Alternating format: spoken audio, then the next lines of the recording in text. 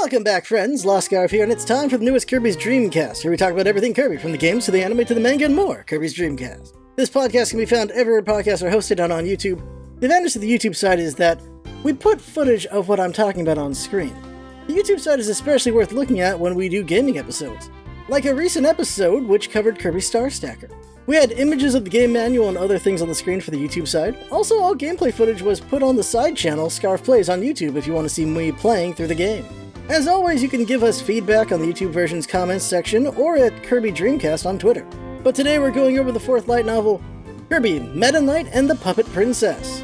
The main reason to watch the YouTube version of this episode is for the illustrations they have in the light novel. Some are cute and hilarious. I'll be describing the images, but if you don't want to imagine what they look like, check out the YouTube version.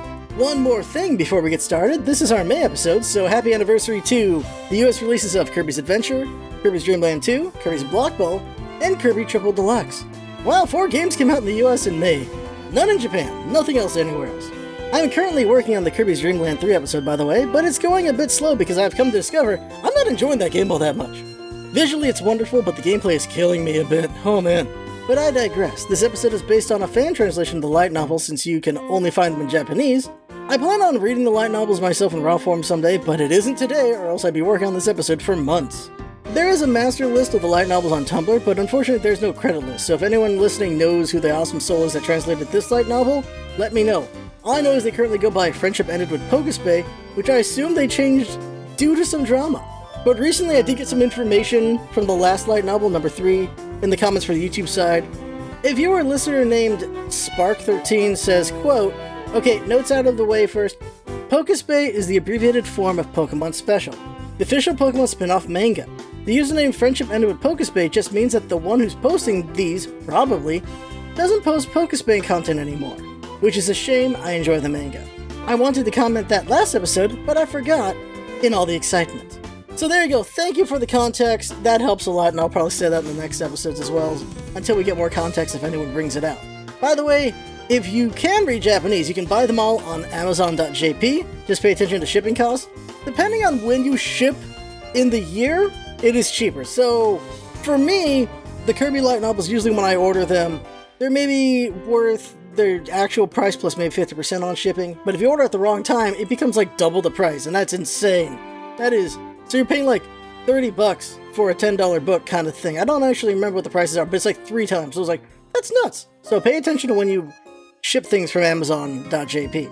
So here's the official information. The Kirby Light Novels are their own canon, but current Kirby game director Shinya Kumazaki says the light novel characterization of the Kirby and crew are how he sees them in the games, so that's cool. They're all written by Mie Takase, who previously wrote the Sokoden 4 light novel. Being the Kirby Light Novelist has been their career since 2013.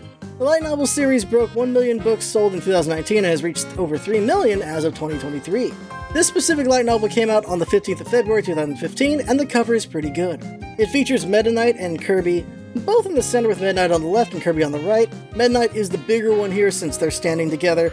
Usually Kirby's the biggest thing on the cover, and you'll learn why Meta Knight is bigger in a second. Meta Knight and Kirby are looking upwards, and Kirby looks a bit surprised.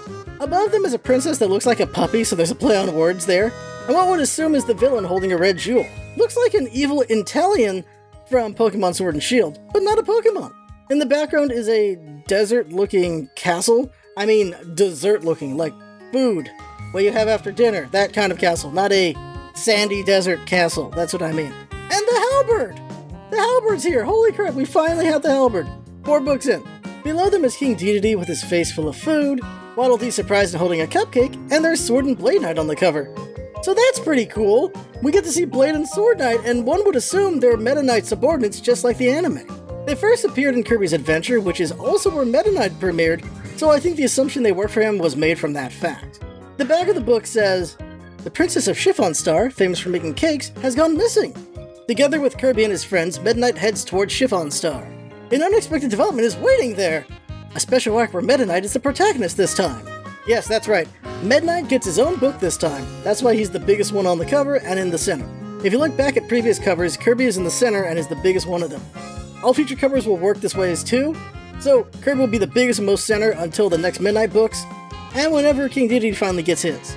So we get a Midnight book, but Kirby and crew will be there too. It's a pretty exciting book, honestly. Like, it might be number 1. I'll think about it when we get to the end of this whole thing, but yeah, it's really good. By the way, as always, I'll be reading the dialogue at times, and my voices aren't great, but I think they'll get really good by the time we get to book 30. When you open the book, you get the table of contents and the chapter names, which I won't say to not spoil the story, but you can look at the YouTube version if you want to see the illustrations of the books, which will show you the titles as well, of course. The first page illustrates Meta and his knights looking discouraged to the left, and on the second page is why. It's King Dedede, Kirby, and Waddle Dee making a cake, but Kirby put a bunch of weird ingredients again, like chicken and ketchup, because that's Kirby, and I love that running joke that he's a terrible cook. I love that. So that's an interesting 2-pager right there. The next page is the main cast, which shows Kirby, Waddle Dee, King Dedede, Meta Knight, Sword Knight, Blade Knight, King Meringue 13, isn't that funny with that Spark 13, the other one earlier? Princess Morona, and Baron Gallic. Meta Knight features the biggest on the page this time since he's the protagonist. There's short descriptions for each of them, and none of them are spoiled, so I'll tell you all of them right now. Kirby, a glutton and full of energy. He can copy and use the abilities of any opponent that he inhales. Meta Knight, a swordsman whom everything is shrouded in mystery due to always having a mask on. King Dedede, the self-centered, egotistic, self-proclaimed king of Dreamland. Waddle Dee, a person who has seen much of his life as King Dedede's subordinate. He is friends with Kirby. Sword Knight, he has immense respect for Meta Knight, whom he serves. Blade Knight, Meta Knight's subordinate, a bit prone to anger. King Meringue 13, the king of Chiffon Star, has a kind personality. Princess Morona, the princess of Chiffon Star, she loves cakes. Baron Gallic, a gentleman of darkness whose identity is unknown. This one's an original story, of course, as you can tell, but there are going to be a couple references to the games, and I'll mention them as we go. Also, something to mention since we're finally going off-world, stars are planets in the Kirby universe, in case you never got that. This is something I've noticed in Japanese media, and that is that planets are called stars in some translations, because the kanji for planet is also the kanji for star. So Chiffon Star is a planet, like Popstar is a planet that's shaped like a star. That also explains all the planet names in games like Kirby 64, like, Sugar Star. I'll be honest with y'all, I'm just going to read all of Chapter 1 word for word because it's a very strong chapter. The only chapter that rivals this one is the first chapter of the first light novel because Kirby and Waddle Dee are super duper cute in there.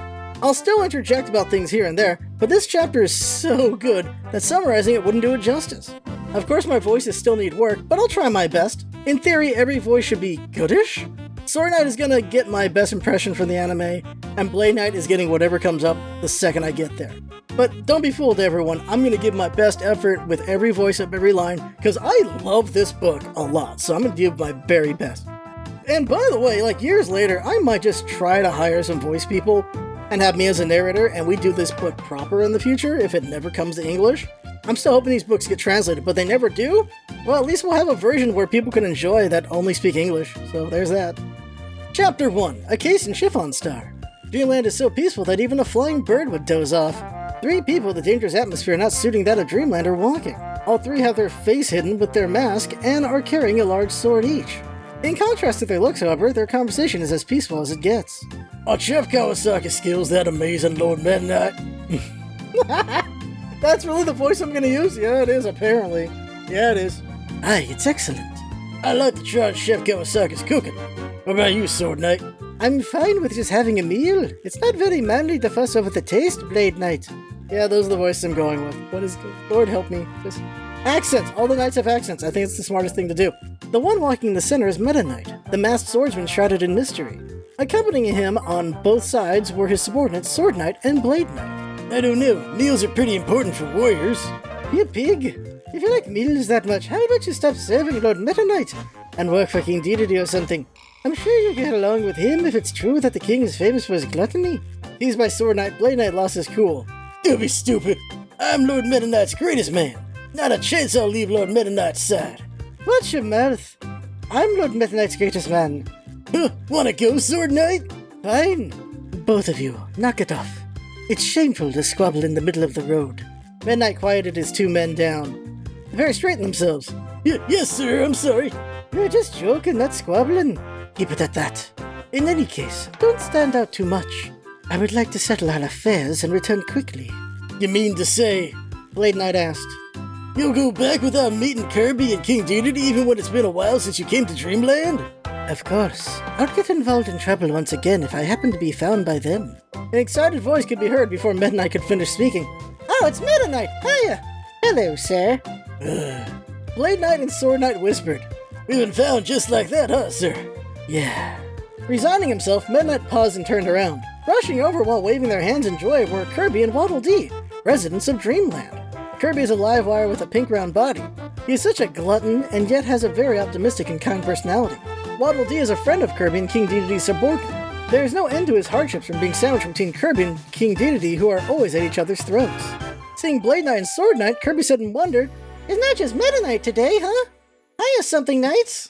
Blade Knight and Sword Knight immediately snapped from Kirby's words. "It's not something. We are loyal men of Lord Meta Knight." "He's right. Remember our names at least, you cheeky pink ball." "What did you say? I'm not a pink ball, I'm Kirby." Waddle Dee stopped Kirby, who seemed to be on the verge of quarreling. "Cut it out, Kirby. More than that. Lord Meta Knight, what do you need in Dreamland today? Would you like to meet His Majesty?" "No, not one bit.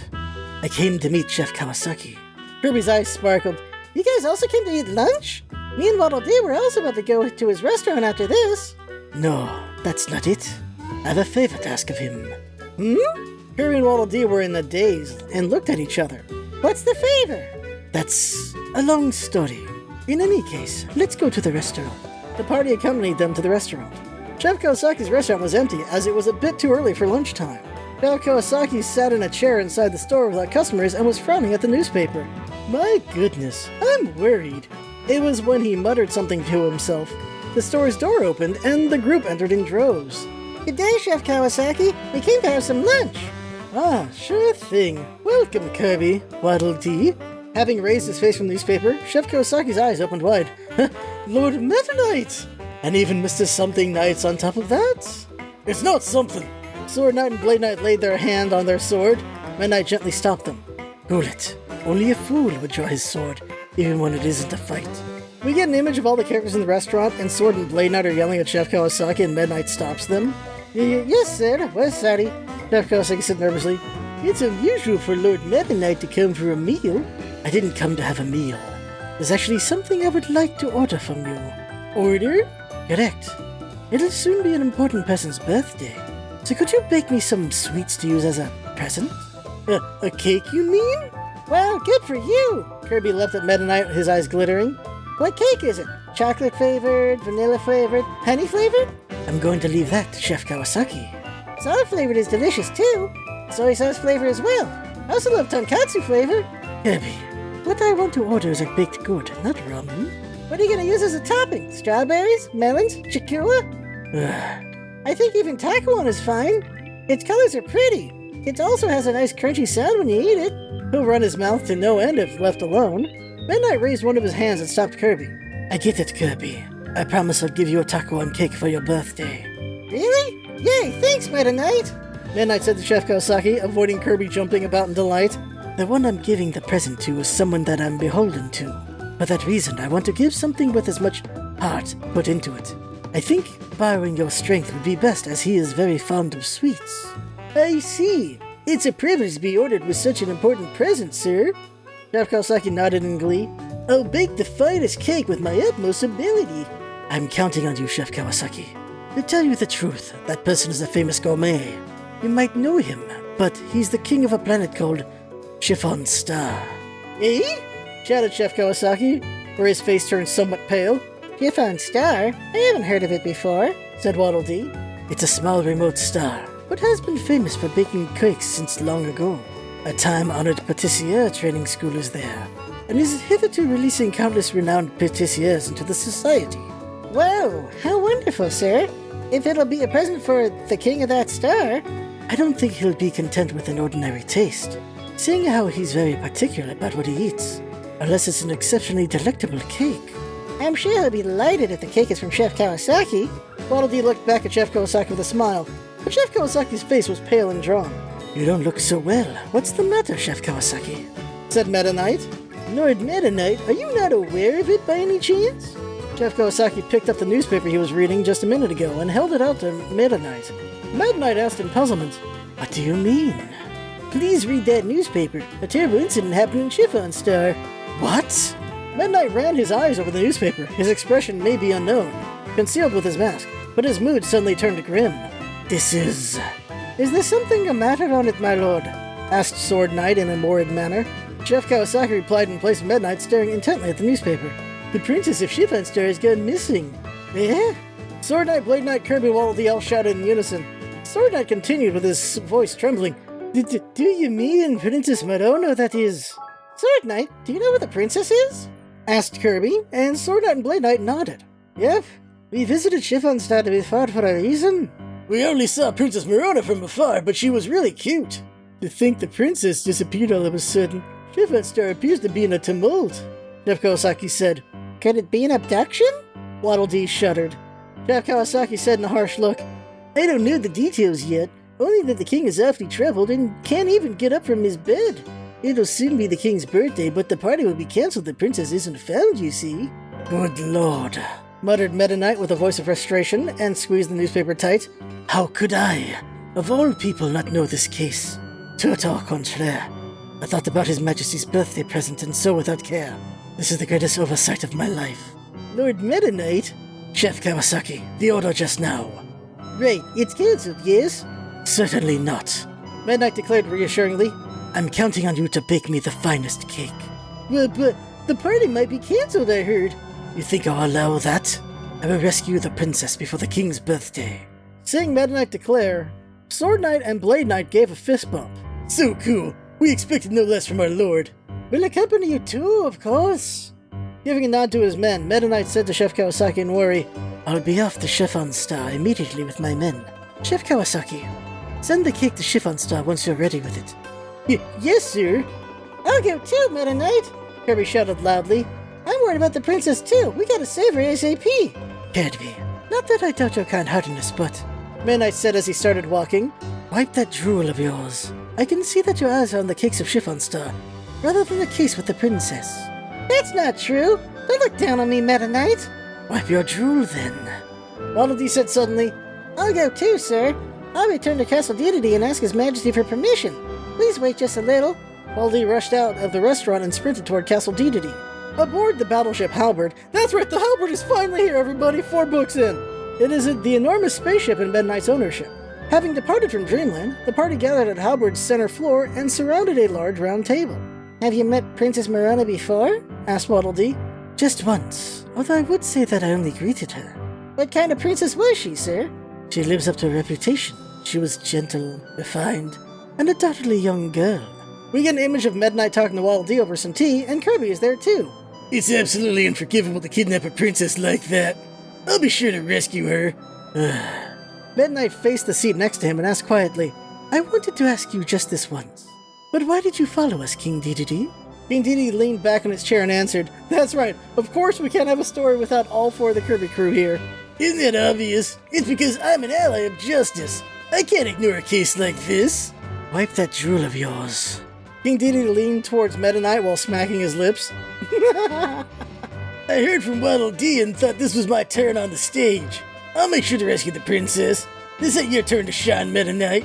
You don't even know where Chiffon Star is located. How could I? But I do know that it's famous for tasty sweets from being called the Sweet Paradise. King Dedede beamed in an enraptured manner. I'll be the hero of all heroes if I were to rescue Princess Macaron. It's Princess Marona, King Dedede. Shut your trap. The king will be touched and will give me the very best cake. No, if anything, he might give me an unending all-you-can-eat cake coupon. It's not fair to hog it all, King Dedede. I won't hand over the never-ending all-you-can-eat cake coupon, chatted Kirby, jumping up from his chair. I ain't leasing to you. I'll be the one to rescue Princess Maron Glace. It's Princess Marona. Knock it off, you guys. Meta Knight rebuked the pair with an irritated voice. You should get off Halberd if you're gonna get in my way. I don't get in anyone's way. Right, I say. With my renowned deduction, let's make sure to rescue the princess. Just for this moment, Kirby and King Dedede were in perfect sync even though they always act like cat and dogs. Yep. Yeah. It was when the two said together in great harmony that there was an abrupt impact. Everyone on the round table was blown away and rolled on the floor.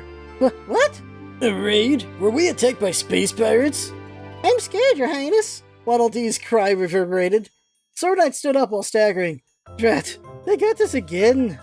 Blade Knight also regained his stance with a rough sigh. Yeah, we were caught off guard. The heck is this? If the space pirates are attacking, it's my turn to shine. King Dedede shouted fearlessly. However, without a panic, Meta Knight said in a chagrined tone, Sorry, you guys. This isn't a raid or something like that. This happens often. Happens often? What is the meaning of this Meta Knight? Wasn't your battleship the latest model? I have no doubt the technology is the latest, but... It was when Meta Knight attempted to explain, the door leading to the cockpit opened and a man with piercing eyes entered. He has a sharp beak and a white hat on his head. He is Captain Vol, the man in charge of this battleship. Warp complete, my lord! The ship will arrive at Chiffon Star before long! We get an image of Kirby and Waddle Dee falling over while Captain Vol laughs and Meta Knight is a bit perturbed. Eh? Already? Pretty sure Chiffon Star's super far away! Kirby shouted in surprise. Captain Vol looked down at Kirby and nodded proudly. This is warp navigation! A super advanced, super latest technology that can travel immediately at any distance. The warp device equipped on Battleship Halberd is high performance and the most accurate in the universe. Captain Vol, I think highly of your skills, but... Meta Knight said harshly, I say it always, don't I? Let me know in advance whenever you warp. It'll be dangerous if we don't strap ourselves in. What? Have no worries, my lord. The crew on Halberd are all super outstanding and super sturdy. There isn't anyone that would lose heart from something like warping. No, I want you to think not of the crew, but the guests. Meta Knight looked at his 3 guests. That is to say, Kirby, King Dedede, and Waddle Dee. Only Waddle Dee was still rolling around on the floor. Kirby and King Dedede were frolicking with their hands together. Woohoo! Chiffon Star! Chiffon Star! Cake, here we come. Marin Gleason, Marin Parfait. The Paradise of Sweets is the sweet kingdom of dreams. Meta Knight quickly turned back to Captain Vol. I take it back, what I just said. It was my mistake to think of them as guests. They're cargoes. Understood, my lord. I'll toss them out after we land at Chiffon Star as cargoes should be. Yeah, I'm counting on you, Captain Vol. The monitor outside the ship projected a star shining beautifully in purplish red within pitch darkness. We get an image of Halberd arriving at Chiffon Star, and it looks as described. Chiffon Star, the paradise of sweets. It emerged from the void of space as though it was a raspberry. So that was a ton of fun. Chapter 1 is really strong. Lots of great banter and character establishing moments. The story gets set up pretty well here. We have the mission statement while also having a fun time. Meta Knight getting frustrated with King Dedede and Kirby is just too hilarious. He deals with them because they are strong allies, and his suffering is from them, and it is hilarious. Meta Knight is forever the straight man in all situations, so he must suffer. That's what straight men do. Comedic straight man, that is, of course, because everyone ships Meta Knight with some dude or another. King Dedede in the games, DeRoche in the books, apparently. Also, I think we can assume Meta Knight's revenge didn't happen in this universe, or else someone would have commented on that time Kirby dismantled the Halberd. Unless no one wants to talk about it, because, you know, Kirby soloed the whole dang ship. But I just realized, if you want, you could make it canon that it did happen, and that explains why there's no Sailor D. And that's an unfortunate thought to have, though. Let us assume Sailor D is safe somewhere else, how about that? Chapter 2, The King's Story. So when the Halberd lands, King Dedede and Kirby are thrown off the ship like cargo, but they're so entranced by how yummy the castle looks, they ignore that. They want to rush off, but Sword Knight and Blade Knight use all their strength to hold the hungry pair back. Meta Knight gets mad and yells at them that they'll part ways here if they just want some sweets, because they're on a mission, what the heck? The pair settle down and they head to the castle. King Dedede, of course, wants to have a royal fight with a rival king, but Meta Knight will have none of that. When they arrive, the king is bedridden and miserable. We learn the king is huge, like the Ox King from Dragon Ball or the Zora King from Breath of the Wild. Once he learns Meta Knight has arrived, he uses all of his strength to get out of bed to greet Meta Knight, but he's very weak and tired. He's clearly been crying and depressed with his daughter missing. It requires the help of his retainers to hold him up. We'll learn later that the queen has been dead for some time, so Princess Marona is all he has, so it makes sense that he would be in a terrible state. Meta Knight promises to rescue the princess, but the king has to hold back tears. He tells all his staff to leave and then looks at the Kirby crew. He knows he can trust Meta and his knights, but what about them? Kirby says they're friends with Meta Knight and they hang out all the time, but Meta Knight murmurs under his breath that he's never hung out with them. This is potentially true. If the games and the books are canon in this universe, Meta Knight only fights and teams up with Kirby. He only hangs out with King Dedede for some reason. We then learn that the princess hasn't been kidnapped. She ran away, and left a note saying she hates her father. So Kirby and King Dedede are relieved, because that means it was a false alarm, they can go eat cakes now. But then Kirby and crew, as they're about to leave, learn from the king that no, this is where the story begins. She didn't just run away, she took the country's treasure with her too. A secret recipe book passed down for generations that houses thousands of recipes. We get an image of Kirby and King Dedede shocked by this news, and we also see Meta Knight thinking things over as the king tells them all this. These recipes are described as the best in the universe. It is usually stored in a vault at the Royal Cake Factory, but the princess took it.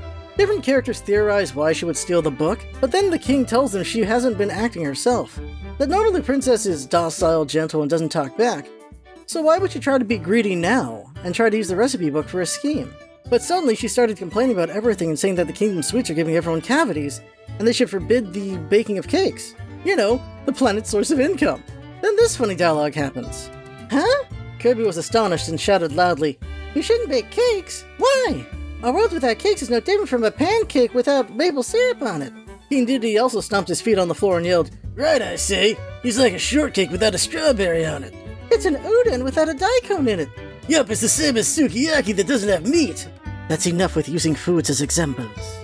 Meta Knight stopped them as there would be no end to it if they were left alone. Meta Knight questions why the sudden change, and then the king says he suspects someone who showed up in the last couple of months. He appeared to be a distinguished gentleman who was well-dressed and well-mannered and very eloquent. But when the princess disappeared, so did he. So this dialogue coming up is very interesting. "Did you say Baron?" Meta Knight's voice suddenly became stern. Sword and Blade Knight gasped and turned to Meta Knight. "Baron? Lord Meta Knight, could he be?" Meta Knight drew closer to King Meringue, the 13th. "What was that man's name?" "It was Baron Gallic." Sword Knight and Blade Knight leapt up, hearing that name. They both had a menacing look and looked like they could draw their swords at any moment. They shout as their voices tremble in rage. "Gallic, that rascal is up to something sinister again!" "There's no need to sit here like this, my lord." "Settle down, you guys." Meta Knight raised his hand and stopped his men. The pair would usually obey his orders immediately, but this rage cannot be suppressed in any way. The pair asserted fervently, "There's no point in calming down that scumbag." "Let's go, my lord." "I'm saying settle down." Meta Knight scolded his subordinates harshly. Having been all worked up, Sword Knight and Blade Knight were taken aback and drew their body back. "Please forgive us, Lord Meta Knight." "I too despise him. That is why we must act calmly. Nothing will come out of it if we were to jump in without a lead." "Hey, what do you mean? You know who that Gallic guy is?" asked Kirby, having heard Meta Knight and his men exchanges. "Aye, we have a bit of a connection with him." Meringue the 13th was bewildered and asked, "What sort of connection? Is he an evildoer after all?" "He is exceedingly dangerous." Meta Knight nodded as if reflecting upon a bitter memory. "O King, the case now is similar to the case that befell to I, myself before." "What?" "My faithful subordinates were targeted by him once." Meta Knight turned to Sword and Blade Knight. The two were hanging their heads in shame. At last, Blade Knight was the one to raise his head after the silence. "It was a shameful incident, but it's no use hiding it. Let's spare the shame and talk." "Yeah, it might lead to solving the incident now," said Sword Knight as well. "Sword Knight and I dropped in on a star once and came across a man that called himself Baron Gallic at a restaurant."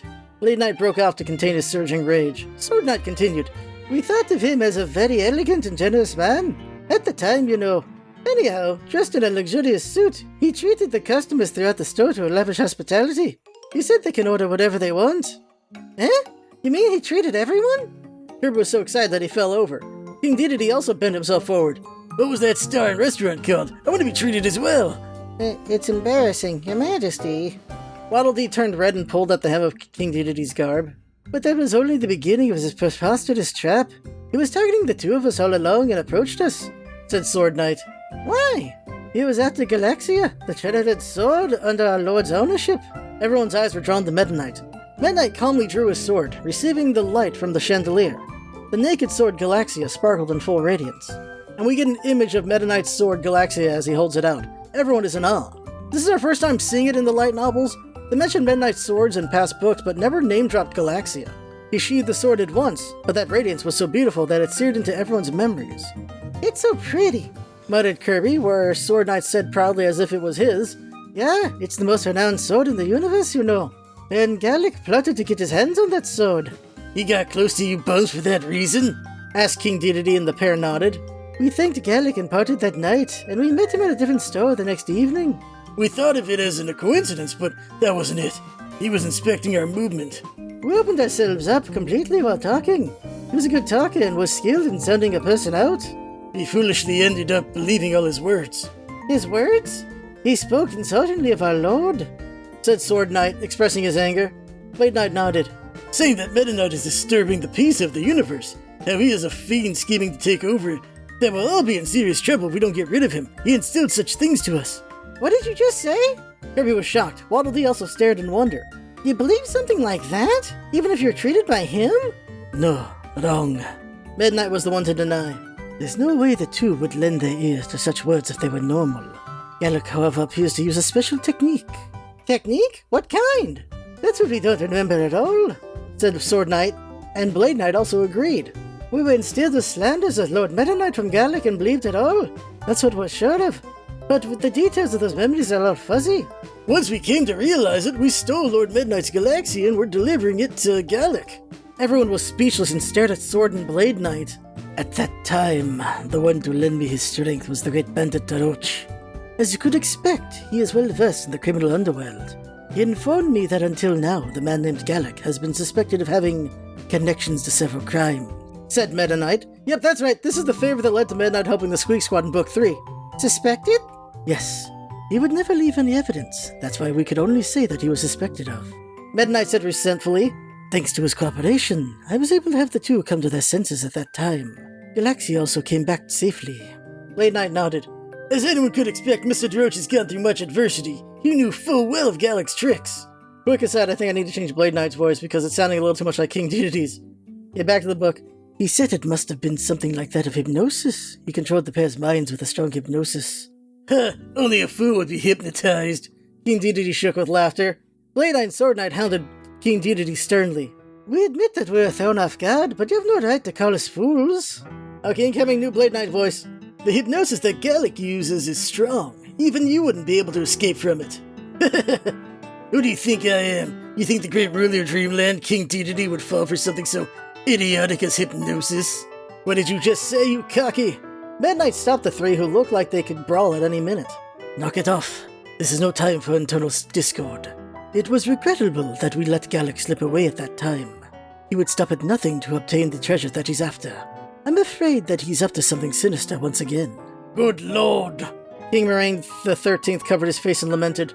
Marona ended up in his control through the same trickery, where she then abhorred me and left with the precious recipe book. That seems to be the case. Meta Knight turned back towards Meringue 13. We cannot leave this as it is now that we know of it. We must rescue Princess Marona as soon as possible. Yes, let us go. Meringue 13 tried to stand up while faltering, but Meta Knight stopped him. Your body is weakened. You mustn't overdo yourself. But my daughter... Leave this to me. Baron Gallic is my utmost hated enemy. I will bring him to his knees and rescue the princess. Sword Knight and Blade Knight also vowed with their fists raised. We'll settle the grudge from that time. This time we'll rescue Princess Marona and teach him a lesson for sure. Hearing such promising words, the king was moved to tears. Meta Knight, and your two men, I ask of all of you. I'll go too, shouted Kirby. I can't forgive a bad guy like that. I'll make sure to catch him and give him a good scolding. I'll go as well. King Dedede raised his voice even louder than Kirby. I'm a justice-loving king that despises evil. I can't ignore a knave that controls the hearts of others.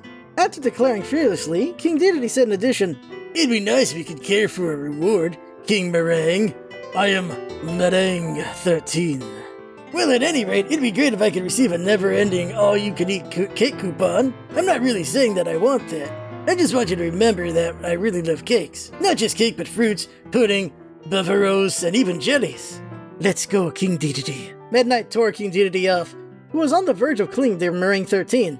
I beg of you, Meta Knight, please save Marona. With tearful eyes, Meringue 13 bid farewell to the party leaving the hall. So that ends Chapter 2, and while the plot thickens, the princess actually ran away with an important treasure, and she was likely brainwashed by a con-man villain. This is a dangerous foe. Imagine if they were able to manipulate Kirby. The universe would be doomed. Good thing it's Meta Knight taking him on instead. It is funny hearing King Dedede laugh about being puppeted by others, saying he'd never fall for that. Pride cometh. And I think this chapter did a great job of establishing the king in his sad state. We still got some great funny moments while also getting more plot, so Mie Takase has found their groove here with the 4th book, and I'm really happy about that. Chapter 3, Baron Gallic and Princess Marona. So I'm going to read all of Chapter 3 too, because it's all so well done and it unsettles me, because we learn about a lot of characters, and how the villain is controlling people and the aftermath of his cruel machinations. Also bear with me with these lady voices, because oh my god. The number of cake shops in the Chiffon Star are 1,992, would you believe that? It increased by 427 this year, so it's 2,419 in total, said a girl with a pretty face as she scowled at her notepad. There's way too many. No wonder the star's full of fat people with cavities. I feel the same, oh kind-hearted princess. Speaking with her was a tall gentleman with an elegant attire. He has a pointy mustache on his oval face where his mouth smiles always. His eyes, however, were sharp like that of cutlery. His cold look cannot be hidden even if he were to make an outward show. His name is Baron Gallic. He calls himself Baron, but his true identity is unknown. He is an unlawful gentleman who wanders from star to star and stealing valuable treasures from others. The girl with him is the princess of this chiffon star, Princess Marona. She is fair-skinned and has large round eyes. The large ribbon on her head was a memento handed down to her from her late mother. She's a kind-hearted girl fond of sweets, desserts, and cute things. But the look on her eyes right now was that of a different person and had a scary face. The two are lurking in an isolated house at a boulevard somewhat distant from Chiffon Castle. It is a hideout arranged by Baron Gallic. Sitting on a large sofa, Baron Gallic said in a whispering voice, King Meringue 13 intends to make all the citizens in this star get cavities. He's in league with the dentist, scheming to make a huge profit. Unbelievable! Princess Marona puffed her cheek while pacing around the room. I believe that my father was a splendid king. That he was a great man who continues to protect the traditional recipe that has been passed down on our chiffon star, but I was mistaken. It is as you say, O wise princess. We get an image of the princess and Baron together, and she looks mad. A recipe filled with nothing but sweets will only bring misfortune on everyone. Princess Marona paused and looked at the book laid on the table. It is a large, thick, and old book. This was the king's very recipe book that has been passed down since ages in the royal family. The princess was incited by the Baron to take it from the royal cake factory. Although it's the precious recipe book passed down since long ago, our star is riddled with cake shops because of this. The princess's face became increasingly stern.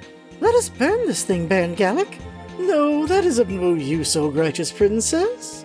Saying that, Baron Gallic stood up. The one to blame isn't that book, but the king who is scheming to make a profit out of it. The recipe book has no fault, but I shall hold on to the book. I wouldn't misuse it like the king. You're right. I can have confidence if it's you, Baron Gallic. Nodded the princess and inadvertently opening the recipe book. History of cakes for chiffon star written in detail in the front section of the book. Next, recipes with beautiful illustrations go on and on. As she flipped through the pages with knitted eyebrows, the princess's hand suddenly stopped. This is... The princess gulped. Her rigid expression subsided in an instant.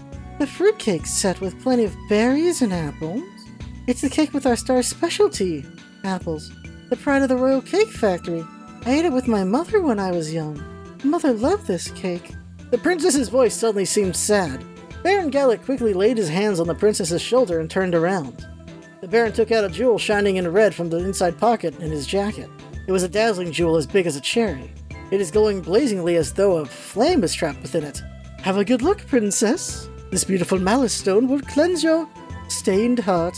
Her eyes were glued to the red jewel. The princess's expression changed in the blink of an eye. Filled with anger, the princess shouted, It would have been great if I didn't have to eat cakes like that every day when I was young. I actually don't like cakes even a little bit. Exactly, O modest princess. You're forced to eat cakes thanks to the king's wicked plan. Dear me. Princess Marona looked at Baron Gallic with eyes full of anger. My father isn't fit to be the king. He should abdicate immediately. Precisely. The one worthy to sit on the throne is you, Baron Gallic, said Princess Marona, her eyes fixed on the Baron. Muttering, Oh. Baron Gallic smiled with his whole face. My, I'm honored, O beautiful princess. The throne? Not bad. Baron Gallic turned his back on the princess. The smile on his face was so villainous to no end. Princess Marona said, I must save the citizens without delay. I've got to destroy all the cakes, the cause of the cavities. What? I will burn down all the cake shops on our chiffon star without leaving any. Let's go, Baron Gallic. Princess Marona hastily ran out of the room. Having been left behind, Baron Gallic shrugged his shoulders with a sarcastic look. My word, and here I was thinking that she was only a docile princess. So the royal palace was merely sailing under false colors. She is terribly tomboyish. The Baron shifted his focus to the recipe book laid on the table. There's no point in accompanying the egotistic princess if this is in my hands. But it's a different story with the throne. That wench. She looks to be bent on making me the king. The Baron leaned back with a burst of laughter. Me, the king? This is getting interesting. Why, I'll go along with the tomboy of a princess just a little more. Baron Gallic left the room to go after Princess Marona. So that whole bit is so unsettling since it's a powerful cheat that he's using. The ability to mind control people with just showing them a jewel. It's like Jafar from Aladdin. We get a glimpse of the princess almost breaking free and he pulls her right back into his control. But the chapter keeps going as it goes back to Meta Knight's side, so here we go, word for word. Meanwhile, Meta Knight and the others were hearing from the people inside the palace to look for a lead on Princess Marona. I can't believe it! For Princess Marona to have done such a thing!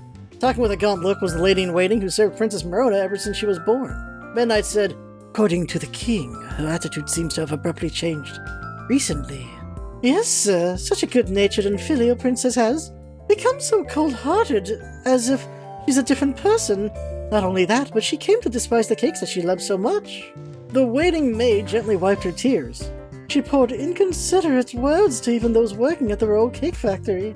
"People in the country are all getting cavities or in pain because of the cake that you lots make," is what she said. "Cavities?"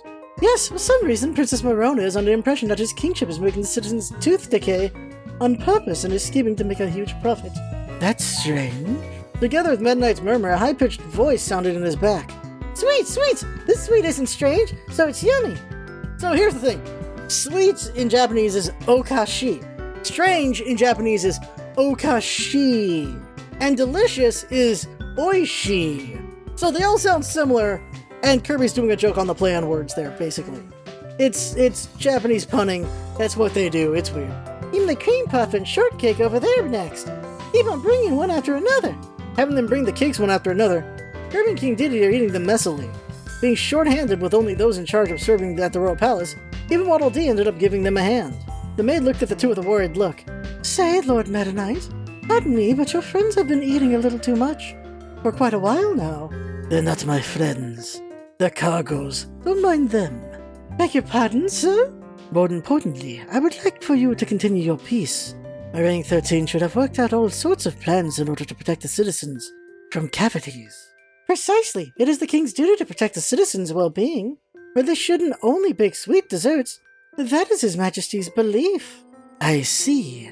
"His Highness has established a legislation called the Anti-Cavity Law, and is teaching the citizens on how to brush their teeth properly. He's proceeding with his research for those who still get cavities even then. Our dental technology is the finest in the universe." "Yep. To be frank, my subordinate was beholden to you guys before." Midnight looked back at Blade Knight, who was waiting behind him. Blade Knight said in embarrassment, "It's about when I was suffering from my cavity. Hearing that Chiffon Star is the best in treating cavities, I rushed here."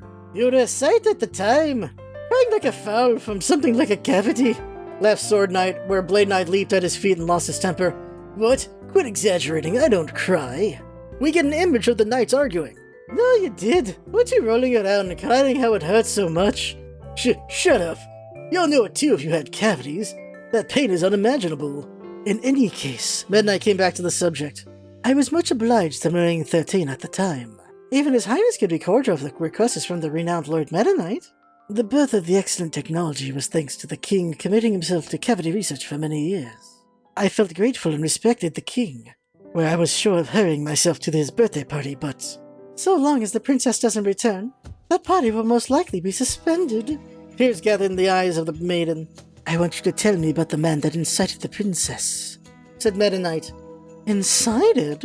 "Aye, a man named Baron Gallic appears to have kidnapped the princess." Hearing that name, her face suddenly stiffened. "My, what on earth are you talking about? This isn't Baron Gallic's fault." "What did you say?" "Baron Gallic is a very fine person. He's very sophisticated, good-hearted, and kind." The lady-in-waiting rapidly put her hands together. Sword and Blade Knight quickly looked at Meta Knight. Midnight gestured at his men to stay quiet. Without noticing them, the maid continued with a giddy voice. "Lord Baron has opened my eyes." "What do you mean?" "I have severed all relations with my wicked-hearted younger sister." The maid's countenance changed all of a sudden. Her affectionate face reddened, and her look became rigid. With a mean-spirited smile, the maidservant continued.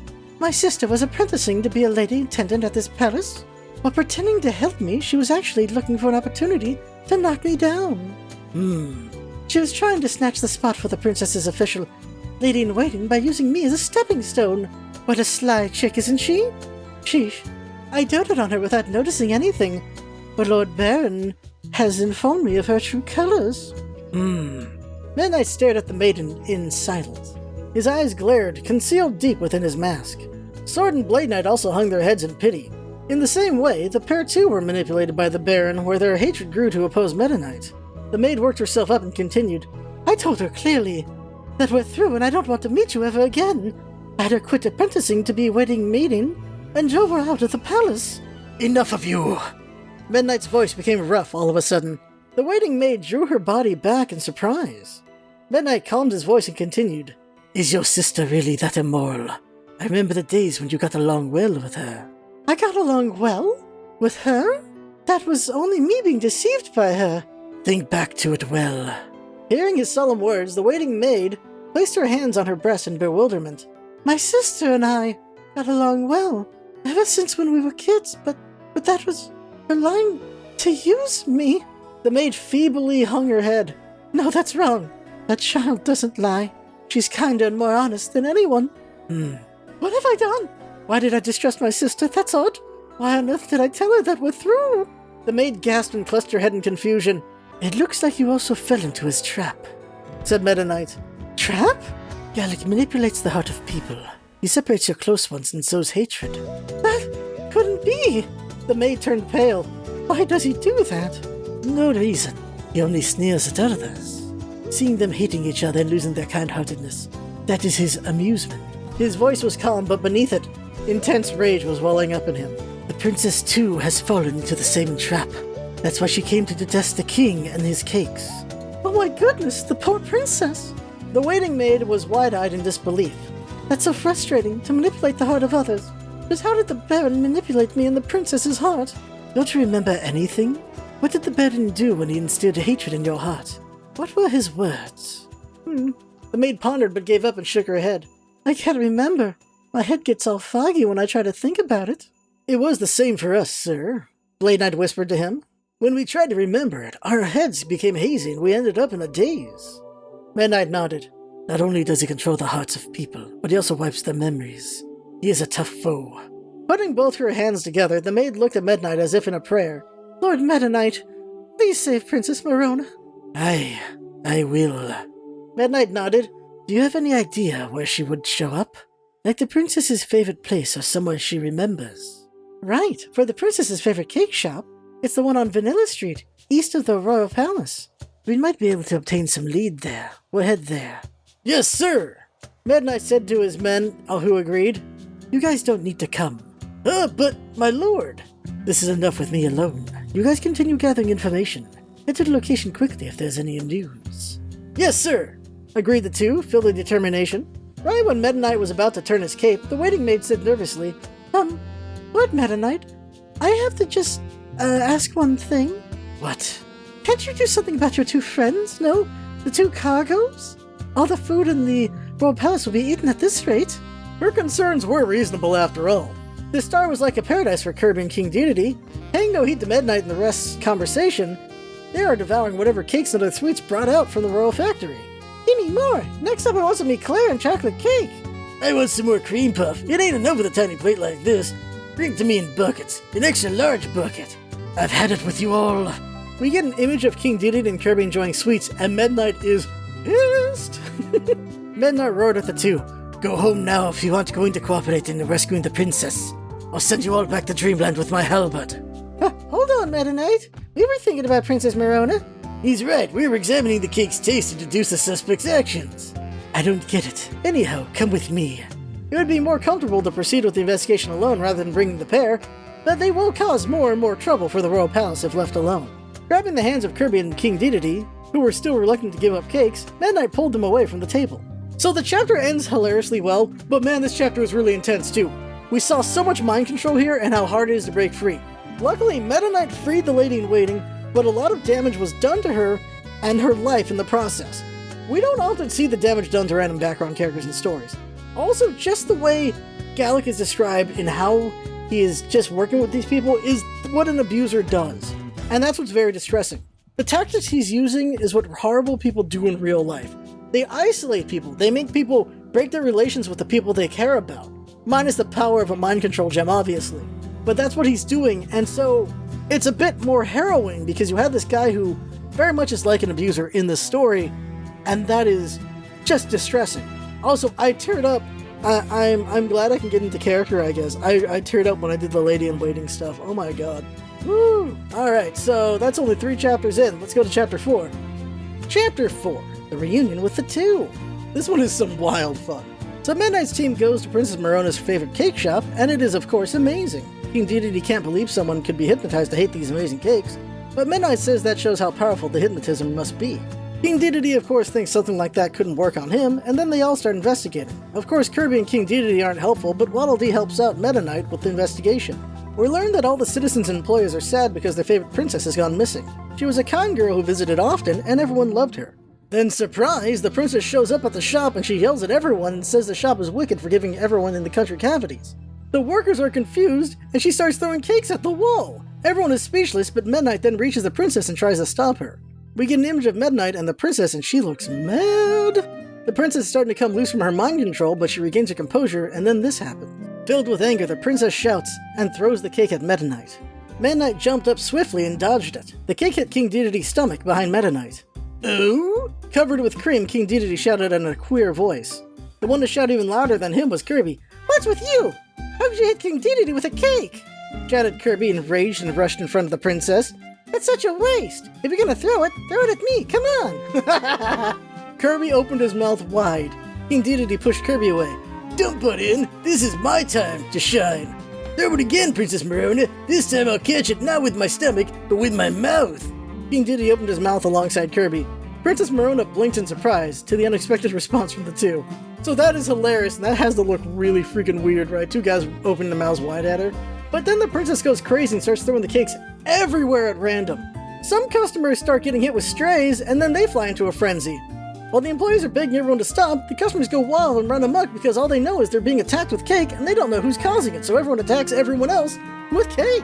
King Dedede and Kirby start jumping around and catching cakes as they fly, and there's absolute chaos in the cake shop. Sounds hilarious, though. Meta Knight bullet hell dodges all over the place from all these cakes, and eventually reaches the princess, and this exchange happens. The moment she holds an extra large cake over her head, Meta Knight swiftly seized her hands. "Knock it off, Princess Marona." The princess turned around with her eyes raised. "Meta Knight, I said not to interfere, didn't I? I have decided to destroy this cake shop." "Stop being such an idiot." "An idiot? How rude! Who do you think I am?" "The only daughter of a time-honored royal family of Chiffon Star. The honored Princess Marona is what I'm certain of, but..." Meta Knight chuckled. "Right now I only see a reckless moron. Marona the moron." "What did you say? What a rude fellow!" With all her strength, Princess Marona shook free from Meta Knight's hands and stood ready to throw the cake. Meta Knight said, not fazed in the least, "Have a look at the store that you made a mess out of, Princess Marona." "What did you say?" "Don't you feel anything from seeing the cakes thrown and trampled on the floor?" Marona looked around the store and was taken aback. "The cake shop that you loved is in this state. You ruined the cakes that the patissiers have baked with all their heart." Meta Knight's voice became a bit stern. Princess Marona stood still, overcome with surprise. Hit with so many cakes, her face and clothes are all covered with whipped cream. Licking the cream around her mouth, the princess muttered, It's sweet, Princess Marona. It's sweet and delicious.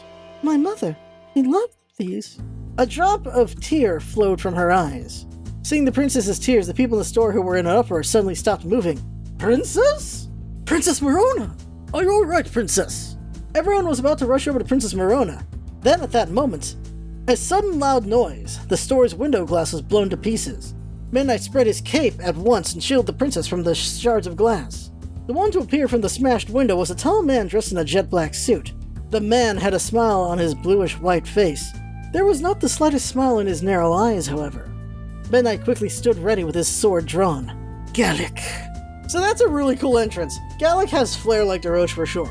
This ages me a bit, but I totally heard Steve Austin's entrance when I heard that this guy broke in with glass. As he came in, it's just, that's just what popped in my head. It's just so good. So back to reading this moment. Hey, Meta Knight. Good day to you. Baron Gallic laid his hand on his chest and bowed politely. What a surprise to meet you in a place like this. You also came to have some cake? You swine. Right. Are your men in good health? Blade Knight and Sword Knight, were they? Do tell them I would like to meet them again. Gallic. Meta Knight drew his sword and slashed at Baron Gallic. Having read his move, Gallic leapt back with laughter. Whoa there, that's dangerous. What gives, Meta Knight? I only came to meet Princess Marona. I don't remember pointing swords at you. Baron Gallic extended his hands to Princess Marona, being protected by Meta Knight. Princess Marona shook her head in perplexion. What have I done? I won't go with you anymore. What are you saying, oh foolish princess? Didn't you decide not to return to the royal palace? That's... Princess Marona cast her eyes down in distress. Dear me, now you're hesitating? This lass is such a pain. With a chortle, Baron Gallic put his hands on his inside pocket. In surprise, Midnight tried to shield the princess with his back, but it was too late. What Gallic took out was a burning red jewel. We get an image of Gallic holding his jewel while Meta Knight looks away towards the princess. She's looking right at the jewel, and Kirby's looking over in shock. He placed it in the palm of his hand and held it up high. His consciousness was taken suddenly, where Midnight had then hurriedly averted his eyes. Is that the source of his power? So Midnight struggles but fails to stop the princess from returning to Gallic. Midnight knows he can't risk getting mind-controlled, so he decides to make a gamble and slash where he thinks the Baron is. But then this amazing moment happens. He may be unable to see with his eyes, but he could feel a presence. Sink or swim, Meta Knight was about to slash at the Baron, but then he had to jump up because he sensed a bloodlust from out of nowhere behind him. King Dedede had lifted a large table and raising it over his head. His eyes were blank and were devoid of any light. King Dedede? King Dedede threw the table at Meta Knight, who was in a blank amazement. Meta Knight quickly raised his sword and cleaved the table in two. Are you telling me that You're an eyesore, Meta Knight. Don't get in my way. It was a very low and emotionless, completely different voice from the king's usual self. King Dedede jumped high and attempted to trample Meta Knight. Meta Knight dodged effortlessly inside. I guess you somehow fell under the Baron's spell. You're all talk and no action. What? Did you say something? Step aside, King Dedede. I must go after the princess. You think I'll let you do whatever you like? Shouted Dedede with a voice filled with hatred. Threw a punch at Meta Knight. As Meta Knight dodged nimbly, King Dedede rounded headfirst into the shop window. You've done it now, Meta Knight. I didn't do anything. You won't get away with this. King Dedede struggled as he couldn't budge an inch. Good grief, if I don't hurry up and go after the princess. Meta Knight was about to rush out of the store, but he realized that King Dedede wasn't the only one being controlled. The customers within the store were throwing plates and howling and screeching. It wasn't only the guests. Even the clerk was verbally abusing the customers. Unfortunately, they all looked directly at their red jewel. Meta Knight hesitated for a moment. He couldn't leave these people all alone. So Meta Knight turns around to protect the people, the needs of the many after all. He could sense their bloodlust. It would be a massacre. The streets would run red with blood instead of strawberry syrup. I will not apologize for that terrible joke, by the way. But before Meta Knight could intervene, Kirby shouted at everyone to stop. Meta Knight gave out a sigh of relief. They would be doomed if Kirby saw the jewel, he thought. Kirby was able to free a clerk by them slipping on accidentally eating some cream. Together, the pair got everyone out of their bloodlust until eventually everyone returned to normal. Then everyone in unison apologized for fighting and started to tidy up the place. Oh my god, I wish that was possible in real life. I wish that was possible in real life. Are you kidding me? Meta Knight then thought about it. The taste of the cream freed everyone. The same happened to the princess too. Meta Knight got to thinking. And then Kirby got back to Meta Knight, and then this happens. What should we do, Meta Knight? Asked Kirby. We gotta save the princess. Let's go after Baron Gallic. Yes, let's go, Kirby, said Meta Knight and turned his body, but someone was standing in their way once again. You won't pass through here, Meta Knight. Oh dear, spreading both his hands and glaring at Meta Knight is... Waddle Dee! Kirby shouted in a flabbergasted voice. Struck dumb, Meta Knight said as well. Waddle Dee, don't tell me even you were done in by the Baron's trick. Don't call me so intimately. I am Dark Waddle Dee, Prince of Darkness. Oh my god, I love this so much. It's like a wrestling plot. One heel after another showing up to challenge the heroes. Dark Waddle Dee is here. The Prince of Darkness is here. Hide your kids, folks. Love it so much. It's like Butters going into, like, Professor Chaos. This is just funny as hell. Get a hold of yourself, Waddle Dee. Shut up. Eat this. Super Waddle Dee kick. Glaring at Meta Knight with vacant eyes, Waddle Dee hopped up and gave a kick. We get an image of Dark Waddle Dee angry and on the offensive with his Super Waddle Dee kick. Naturally, it would be of no power. Meta Knight simply blocked with one hand and said, He got not just Dedede, but you as well. Enough blabbering. Have a taste of my Super Waddle Dee punch. Waddle Dee swung his hands in a circle and rushed at him. Meta Knight dodged easily by jumping. I'm not going to fight you, Waddle Dee. Lower your hands. No, suck on this. Waddle Dee let out a punch once more. Kirby was the one who jumped in the front of Meta Knight and took a punch from Waddle Dee. Waddle Dee's flailing punch struck Kirby's face. However, Kirby didn't flinch at all. That's right, holy crap, Waddle Dee popped Kirby in the mouth with his fist, but luckily the poor boy has no power, and Kirby's extremely durable. Pull yourself together, Waddle Dee! It's me, did you forget? Waddle Dee's stiffened expression began to turn back to normal. Waddle Dee murmured, lowering the hands he was swinging. Waddle Dee! Kirby leapt at Waddle Dee While staggering, Waddle Dee said in a choked voice, what happened? I punched Kirby? No, it's fine. It didn't hurt at all. What have I done? I'm sorry. I'm so sorry, Kirby. Waddle Dee apologized with a tearful face. Kirby laughed, saying, it's okay, and somersaulted. I see. I get it now, said Meta Knight. Get what? The Baron's spell is easily broken whenever there's an opportunity. An opportunity? The hatred will disappear if one recalls what they are fond of, or the cherished one. The lady attendant at the Royal Palace broke free of the trick right as the memories of his younger sister came back. The employee at the cake shop was saved by recalling the taste of the shop's proud taste. Waddle Dee nodded vigorously. Seeing Kirby's face and hearing his voice, I remember the times when we played together. That's so cute. Right, Kirby saved you. Tasting the sweet cream, Princess Marona was too regaining her senses. But we didn't make it in time, said Meta Knight in a pity. In any case, we now know how to break his spell. We must hurry and bring back the princess. Let's hurry, Meta Knight. I'll go as well, sir. Kirby and Waddle Dee were about to rush out of the store, but Waddle Dee's body floated in the air. Having stolen up, King Dedede had lifted Waddle Dee with one hand. Ah! Waddle Dee screamed. Having turned around, Kirby looked up at King Dedede and yelled, King Dedede, are you still being controlled? Let go of Waddle Dee! Shut it. You pricks won't get away. Either of you if you get in my way. King Dedede raised his foot to trample Kirby. Kirby swiftly jumped aside. Let go of Waddle Dee. Remember it, King Dedede. Waddle Dee is your dear subordinate, said Meta Knight. King Dee's expression turned to normal for a moment. However, he immediately let out a groan as if he changed his mind. Be quiet. I don't care about orders from you, Meta Knight. It's not an order. Be honest with your feelings, King Dedede. Shut your trap. The king had a cold smile on his face. It was a face so dark and scary that no one has seen until now. The king said in a low voice, Shut your mouth. You're all an eyesore. I'll crush you all with these hands of mine. Top of the king's large hands, Waddle Dee twists his body in desperation and shouts, Your Majesty! Shut up! Tame Koyaki! Waddle Dee shouted in pain. The king stopped moving and asked back in bewilderment, What did you just say? Mashed ramen, roast beef, bean puff, pan, curry rice, tempura soba. We get an image of Waddle Dee spouting out lots of foods while he's being crushed, desperately trying to reawaken his king before he freaking dies. Yaki soba, cheese toast, pancake. King Dedede made a face and let go of his hand. He lay prone and held his head right afterwards.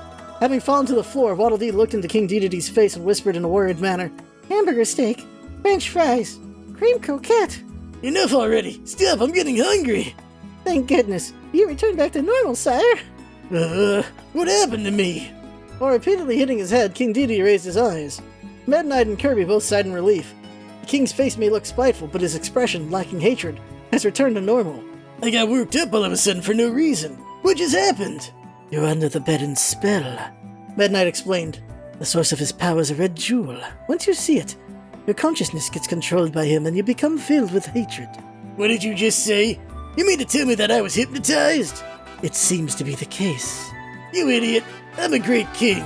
You think I'll fall for something so bogus as that hypnosis? King Dedede tried to insist with his face in bright red, but what he did cannot be erased. Groaning, he clenched his fist and slammed the floor violently.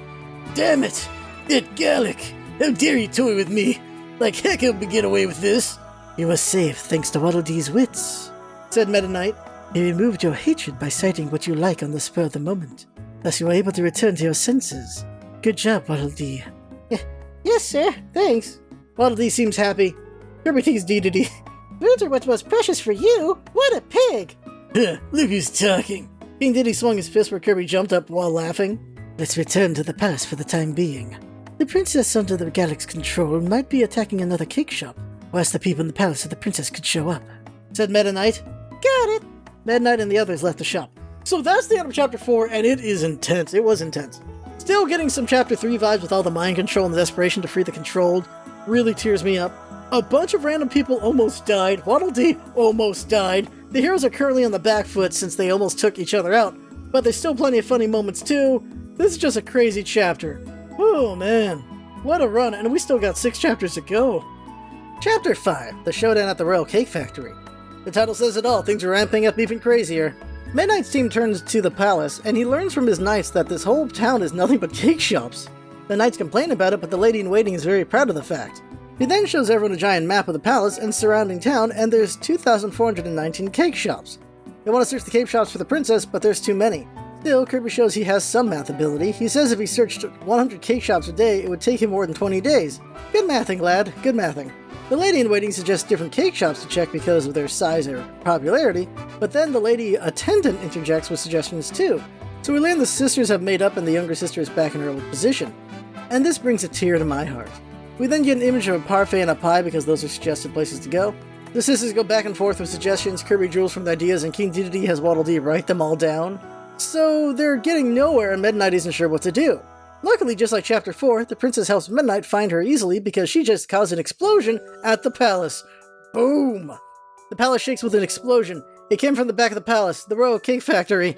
The princess is destroying it with bombs. Everyone rushes to the Royal Cake Factory, and when they arrive, it is engulfed in white smoke. Lots of workers are running away, there's panic everywhere. Kirby asks if everyone's okay, and they learn that the chief of the fruitcake division is still inside. Meta Knight confirms from the workers that it was indeed the princess who caused the explosion. She even shouted out loud she was going to destroy everything. They also learned the Baron is in there with her.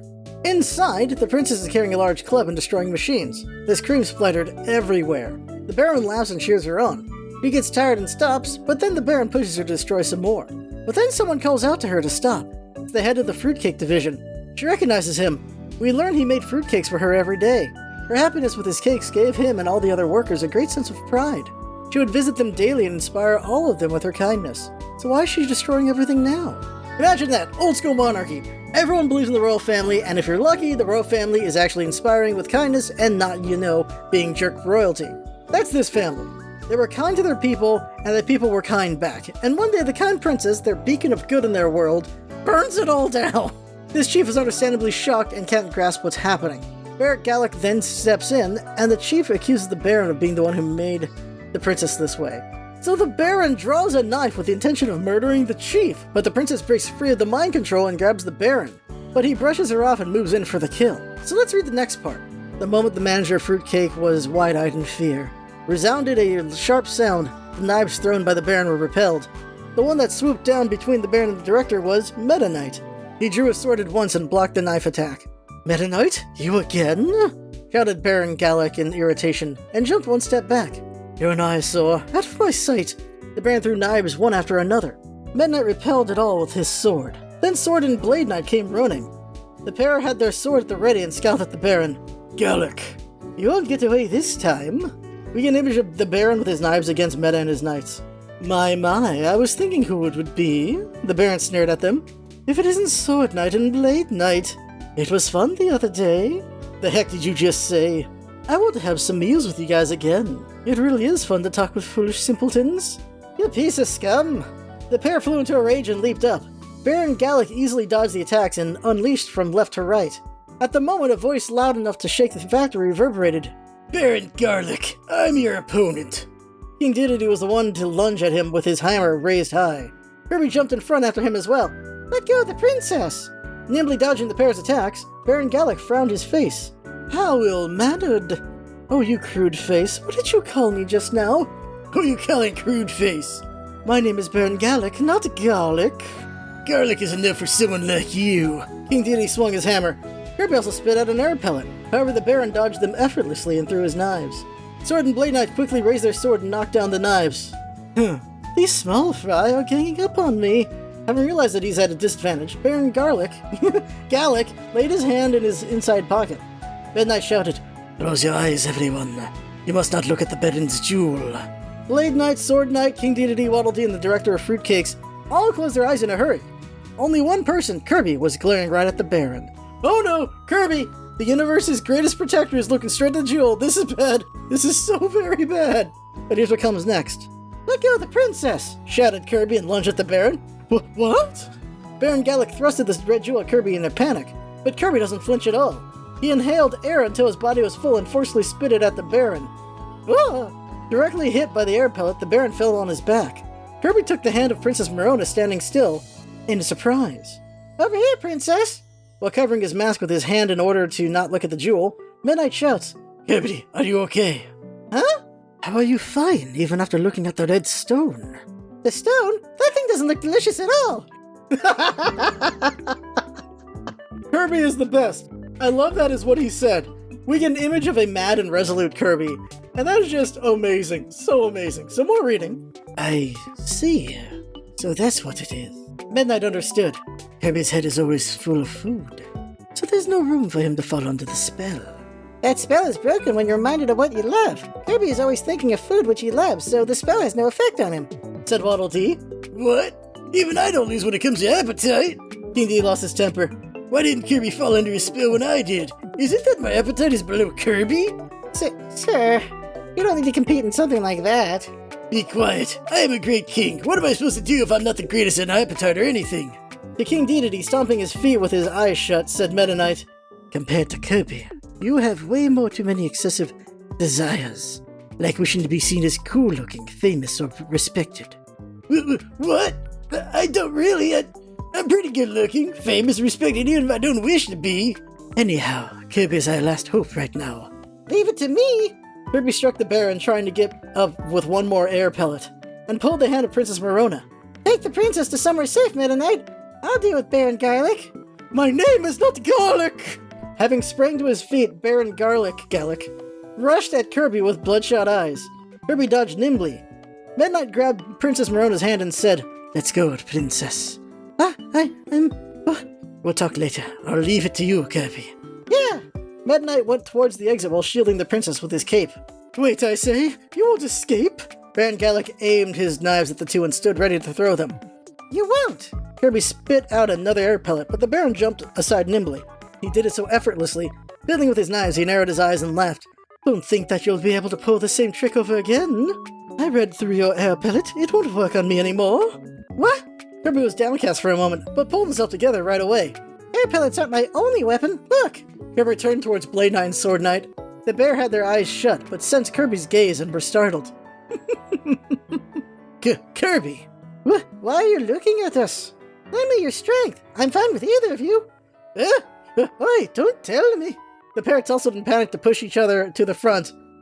Blade Knight is tastier than me, Kirby. What the heck are you saying? Kirby, Sword Knight is way more reliable than me. I said either of you are fine. Kirby gave a good inhaling, in which his inhale is super powerful. In an instant, the one in front, Sword Knight, flew in the air. Stop, Kirby! Leaving a scream behind, Sword Knight was inhaled by Kirby. Having been left behind, Blade Knight plopped down right where he was. I'm sorry, Sword Knight. Please do your best for me. Kirby's filled with energy. With the sound of a pop, a green hat appeared on his head. Next, his right hand is clutching a sword with a fine sparkle. Kirby raised his sword in triumph.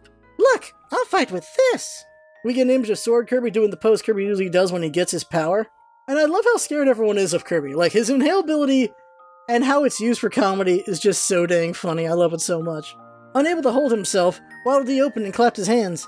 Well, you inhaled Mr. Sword Knight and copied the sword ability, huh? That's Kirby for you. Let's go! Kirby jumped up and faced Baron Gallic. Don't be so cheeky. Between his fingers on both his hands, Baron Gallic stood ready with 8 knives in total, and released them all at the same time. The 8 knives rushed at Kirby with a whirring sound. Kirby didn't panic, however. Ha!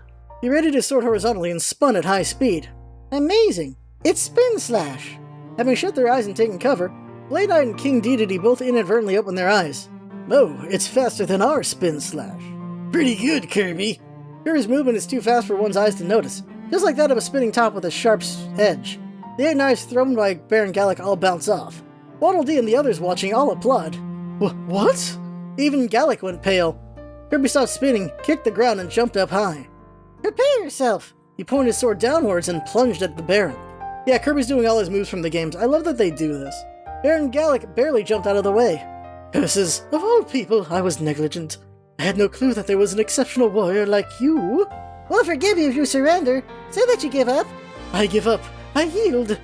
You think I would say that? With a stiff smile, Gallic put his hands in his pocket again. Noticing his movement, King Dedede shouted in panic, Heck no! Close your eyes, everyone! While yelling, the king shut his eyes and grabbed Waddle Dee, slamming him against the floor. It hurts! Screams Waddle Dee. Yeah, King put him down a little too hard. However, the king was right in his decision. Waddle Dee ends up not looking at the red gem thanks to falling prone to the floor. However, Blade Knight was a moment too late. Blade Knight was disconcerted, but the radiance of the red jewel the Baron held up was imprinted on his eyes. Oh! So beautiful.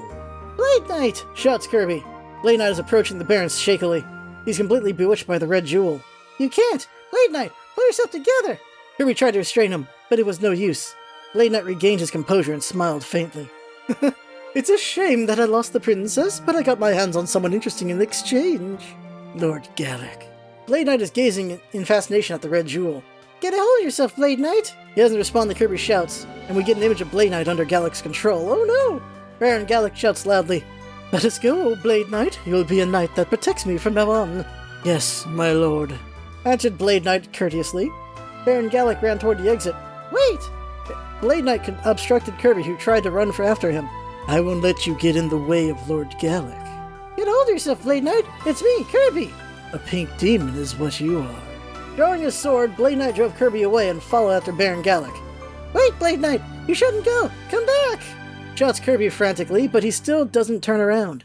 The Baron and Blade Knight were gone in an instant. So Kirby, of course, was an amazing ally in this chapter. It's also still intense with the heartbreak for some characters and all the fighting and mayhem and chaos. In the light novels, it's been usually straightforward with Kirby fighting his enemies head-on, but in this Meta Knight's story, he's getting forced into fights that aren't straightforward, so Kirby isn't able to bulldoze his enemies. There were lots of funny moments and unnerving ones. Unfortunately, Waddle Dee got hurt this time, so that sucks, and still the story is just ramping up even more, so on to Chapter 6. Chapter 6, Meta Knight's Deduction. Meta Knight escaped with the princess, and here's a fun exchange between the two of them. How awful of you! I've never ran a distance this long.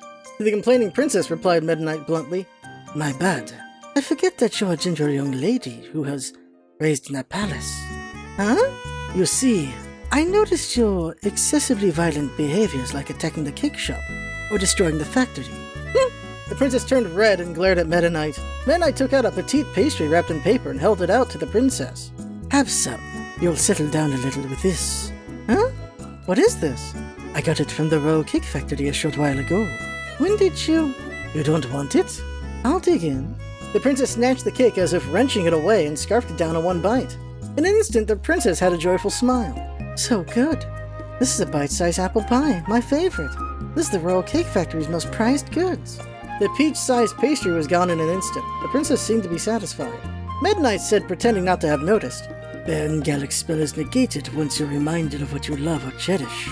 The apple pie that you love had you return to your senses, is what I want to say, but... Princess Merona raised her face and looked at Meta Knight. Meta Knight continued, I guess that's not the case. You've already regained yourself.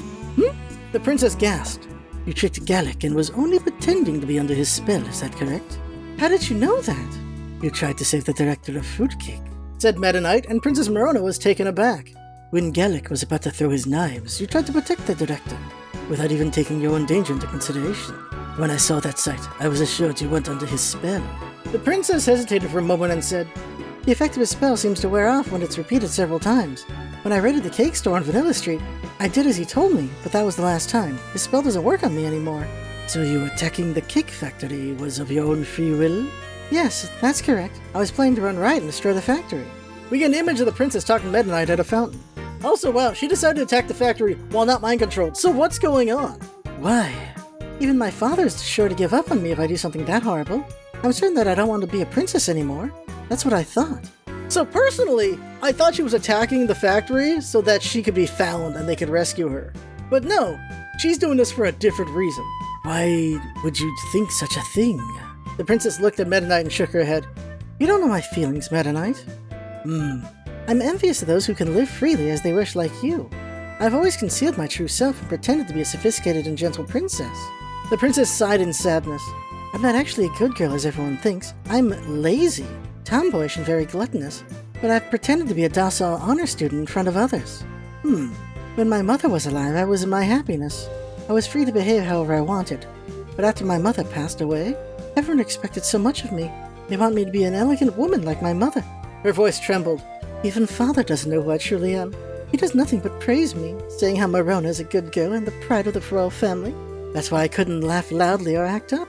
Even if I wanted to bite into an extra-large cake, I held myself back, always in the limelight and spoken highly of. Do you have any idea how constraining that it was? No. Here's the thing. No, he is lying. Meta Knight has this character he puts out. We don't really know the real Meta Knight. We know he's cool and badass, and he likes to be that. but he does hide behind the mask. Because in like extra stuff, we know that Meta Knight loves his chocolate, he loves his sweets, but he never shows that to anyone else. So it's very interesting having this thrown at him by someone else. I'm frustrated that it was controlled by Baron Gallic, but once leaving the palace, I was free for the first time. I don't ever want to return. Do you desire that from the bottom of your heart? I do. Then do as you please. Meta Knight turned his back on the princess and started walking. Princess Morona was shocked and called out to him. Huh? What are you saying? We get an image of Meta Knight looking away from Princess, and she's surprised. Meta Knight paused and answered, I said to have it your way. You don't need to return to the royal family, if you don't wish to. What did you just say? Weren't you ordered by my father to bring me back? I am free. I don't take orders from anyone. Meta Knight resumed walking. The princess was flustered and shouted in a loud voice, hold on a second. Are you serious? You're not going to bring me back? I'll go to Baron Gallic's side. I won't return to the royal palace for good. Whatever you say. But really? I won't even return to the recipe book, the national treasure. Are you listening to me, Meta Knight? No longer facing her, Meta Knight steadily walked away. The princess was dumbfounded and muttered, Meta Knight? Just what is he? Is he seriously letting me? With lingering feelings, she wandered around the fountain for a while. However, she made up her mind at last. Fine then. If that's what you're gonna do, I really am going to join Baron Gallic. I'll live freely. Princess boldly started running in the opposite direction of Meta Knight. So that's interesting. Meta Knight is like Luffy up in here. Like, he cares about people's freedoms and not taking them against their will or controlling them, so that's very interesting. So Meta Knight returns to the palace, and Kirby's shocked to see he's alone.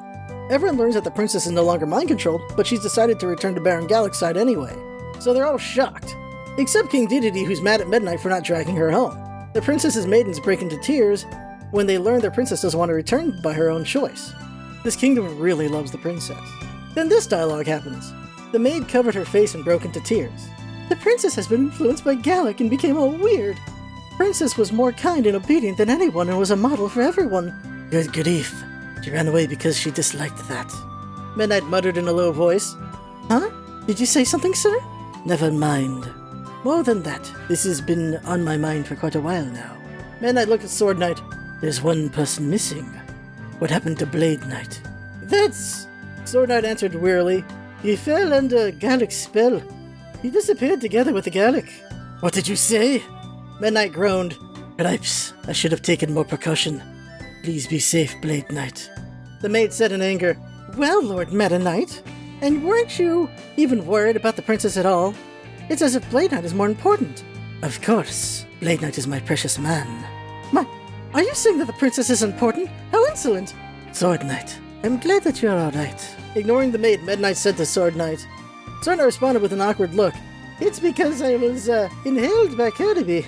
I see. Meta Knight nodded. Anyway, let's go after Gallic. We must save Blade Knight. But we don't know the location, said Kirby in frustration. I tried to run after, but I lost sight of him. King Dedede groaned. Ugh, does that mean that we gotta wait until the princess raids a cake shop again? There is no need for that. I know where Gallic's hideout is with this. So at some point, Meta Knight attempts to track her to the princess. So whether she told him where Gallic was or not, as long as she returned to him, if that was what happened, he would know where Gallic was. So that's very smart by Meta Knight. So the team wants to go stop Gallic and rescue the princess for King Meringue, but Meta Knight only wants to bring Kirby and Sword Knight. King Dedede is unhappy about this, but then decides he'll plan out the Meringue's birthday party for when the princess returns. Of course, everyone doubts King Dedede since it'll likely be Waddle Dee doing all the work. Also, Meta Knight makes no promises on returning the princess, which makes King Dedede mad. But Meta Knight persists. It must be of her own free will. So this last bit's pretty funny. Sword Knight said, What should I do, my lord? Would it be better for me to wait here, so that I don't be a burden? No, you come with me. But if he uses that red jewel... The Sword Knight shrinking back, Meta Knight said, I need your strength. You will fight by combining your power with Kirby, Sword Knight. Short in short, my role is to be inhaled. Off we go! Kirby shouted with a voice like he's going out on an outing. We get an image of everyone motivated for what's coming next, except Sword Knight. You can do it, Kirby. Please don't get hurt, Lord Meta Knight. Receiving shots of encouragement from Waddle Dee, Meta Knight and the others left the royal palace. So it's a pretty funny ending to the chapter. I'm really enjoying how much character we're getting here with everyone in this book. We're exploring these book-only characters more deeply, and that makes me like them more because they're more memorable that way. I remember Princess Morona way more than the other characters of the other books by a mile. Chapter 7, The Power of the Red Jewel. At the start, we learned that Baron Gallic has a lot of hideouts just in case. This is because he steals treasures everywhere, and he always needs to be prepared. Currently, the hideout only has 3 people: Baron Gallic, Princess Marona, and Blade Knight. They're hiding in an old fort located far from the capital.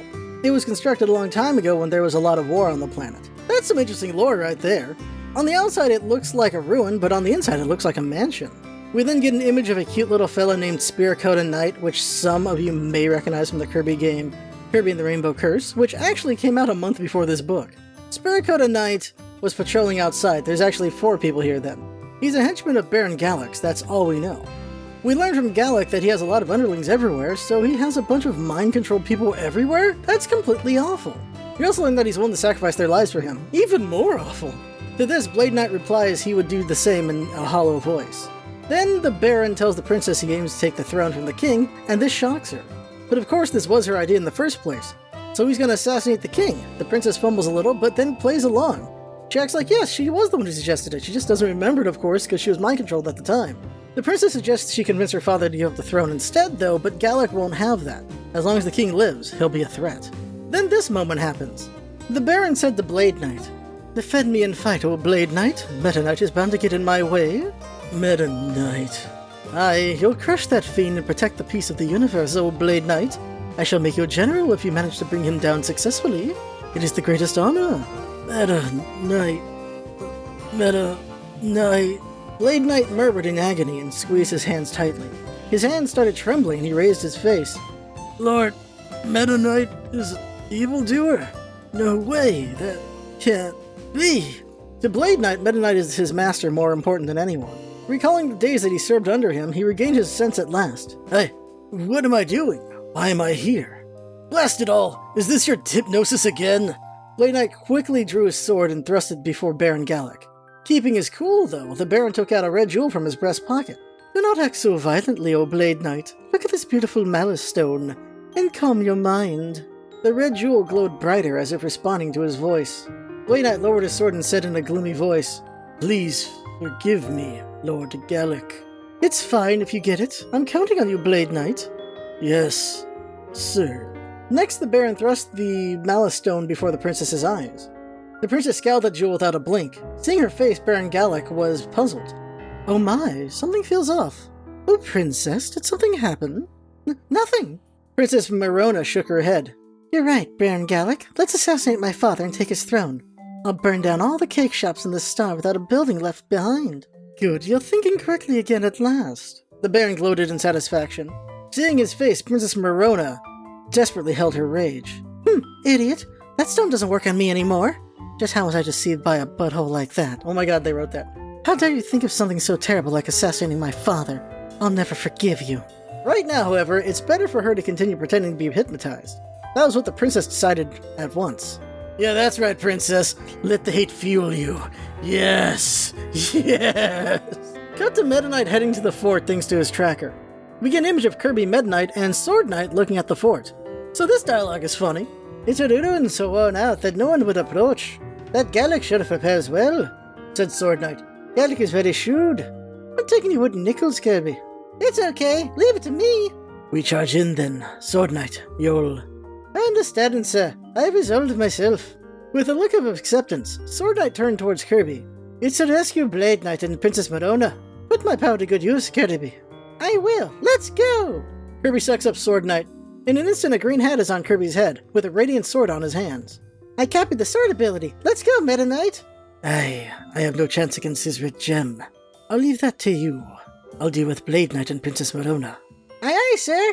With a clang, Meta Knight and Kirby butted their swords together. Onwards we go. The pair ran as if they were on fire toward the fortress on top of a hill. So I love that. I just love them tapping swords. It's so cute. Next, everyone is jolted inside by a loud sound outside, and Spearcoat Knight rushes in and tells everyone a masked swordsman and a pink demon crashed through the door. He can't handle that. Then this happens. Ho-ho-ho! Wouldn't you know? Gallic stood up. Meta! Princess Marona tried to say his name, but Gallic quickly raised his finger and hushed the princess. Do not say that name, oh foolish princess. You know that Blade Knight will act strangely. Gotcha. The most wicked scoundrel in the universe appears to have already discovered this hideout. Let us do away with him and go for the throne in one go. Yes, my lord. Blade Knight bowed politely. Meta Knight and Kirby barged in at that moment. Blade Knight swiftly drew his sword and leaped in before Meta Knight. "Blade Knight!" shouted Meta Knight. But Blade Knight slashed at Meta Knight in silence. Stopping the attack with his sword, Meta Knight shouts, "Get a grip, Blade Knight. It's me, Meta Knight." "On my precious man. Think back to me and Sword Knight." Blade Knight stopped moving. "Sword Knight? That's it, I am Meta Knight. And you are Blade Knight, the honorable swordsman." Blade Knight was at a loss and lowered his sword. The spell is broken. Baron Gallic was the one to open his mouth. "That's as far as you go, Meta Knight. Try not to instill strange things on my faithful subordinate, Gallic." "Oh, Blade Knight, do not lend your ears to that scoundrel. You shall be a general if you were to bring him down." "A general?" "Correct. I shall do whatever you prefer as a reward. Fight for me, old Blade Knight." The Baron took out a red jewel from his breast pocket and held it up high. Meta Knight quickly cast his eyes down. Standing ready again with his sword, Blade Knight shouted loudly and slashed at Meta Knight. "You're a fiend that disrupts the peace of the universe and torments Lord Gallic. Have at you, Blade Knight." Meta Knight is overwhelmingly superior in swordsmanship. However, he cannot fight with his eyes cast down. Right when Blade Knight's sword was about to wound Meta Knight. "No, Blade Knight! Get a hold of yourself!" Kirby broke in and repelled Blade Knight's sword with his own sword. "So you came, pink demon." "I'm not a demon. Gee, it's me, Kirby." "So you're comrades with the evildoer. You'll be crushed." "Geez, you knucklehead!" Seeing Kirby and Blade Knight fighting, Baron Gallic tilted his head in puzzlement. "Why doesn't the power of the Malice Stone work on that pink boy? That's strange. Has the power of the stone faded?" Holding the Malice Stone between his fingers, Gallic fixed his eyes on it. Princess Marona approached from behind with stealthy steps. The Baron has his guard down completely. Taking advantage of this opening, the princess sprang at the Baron with all of her force she could summon. What are you up to?" The Baron shouted loudly. The princess is hectic and trying to snatch the gem from him. "Hand over the jewel, you half-wit! I'm not letting you do as you want." We get an image of the princess jumping and knocking the crystal out of Gallic's hand. What a hype moment! What the? How have you broken free?" "Huh, your bogus hypnotism doesn't work on me anymore. I said to hand it over, you bony dingleberry." "What? Such impudence!" His face in bright red, the Baron sent the princess flying. The princess succeeded in wrenching the jewel, however her body is blown away and nearly crashes into the wall. "Watch out, princess!"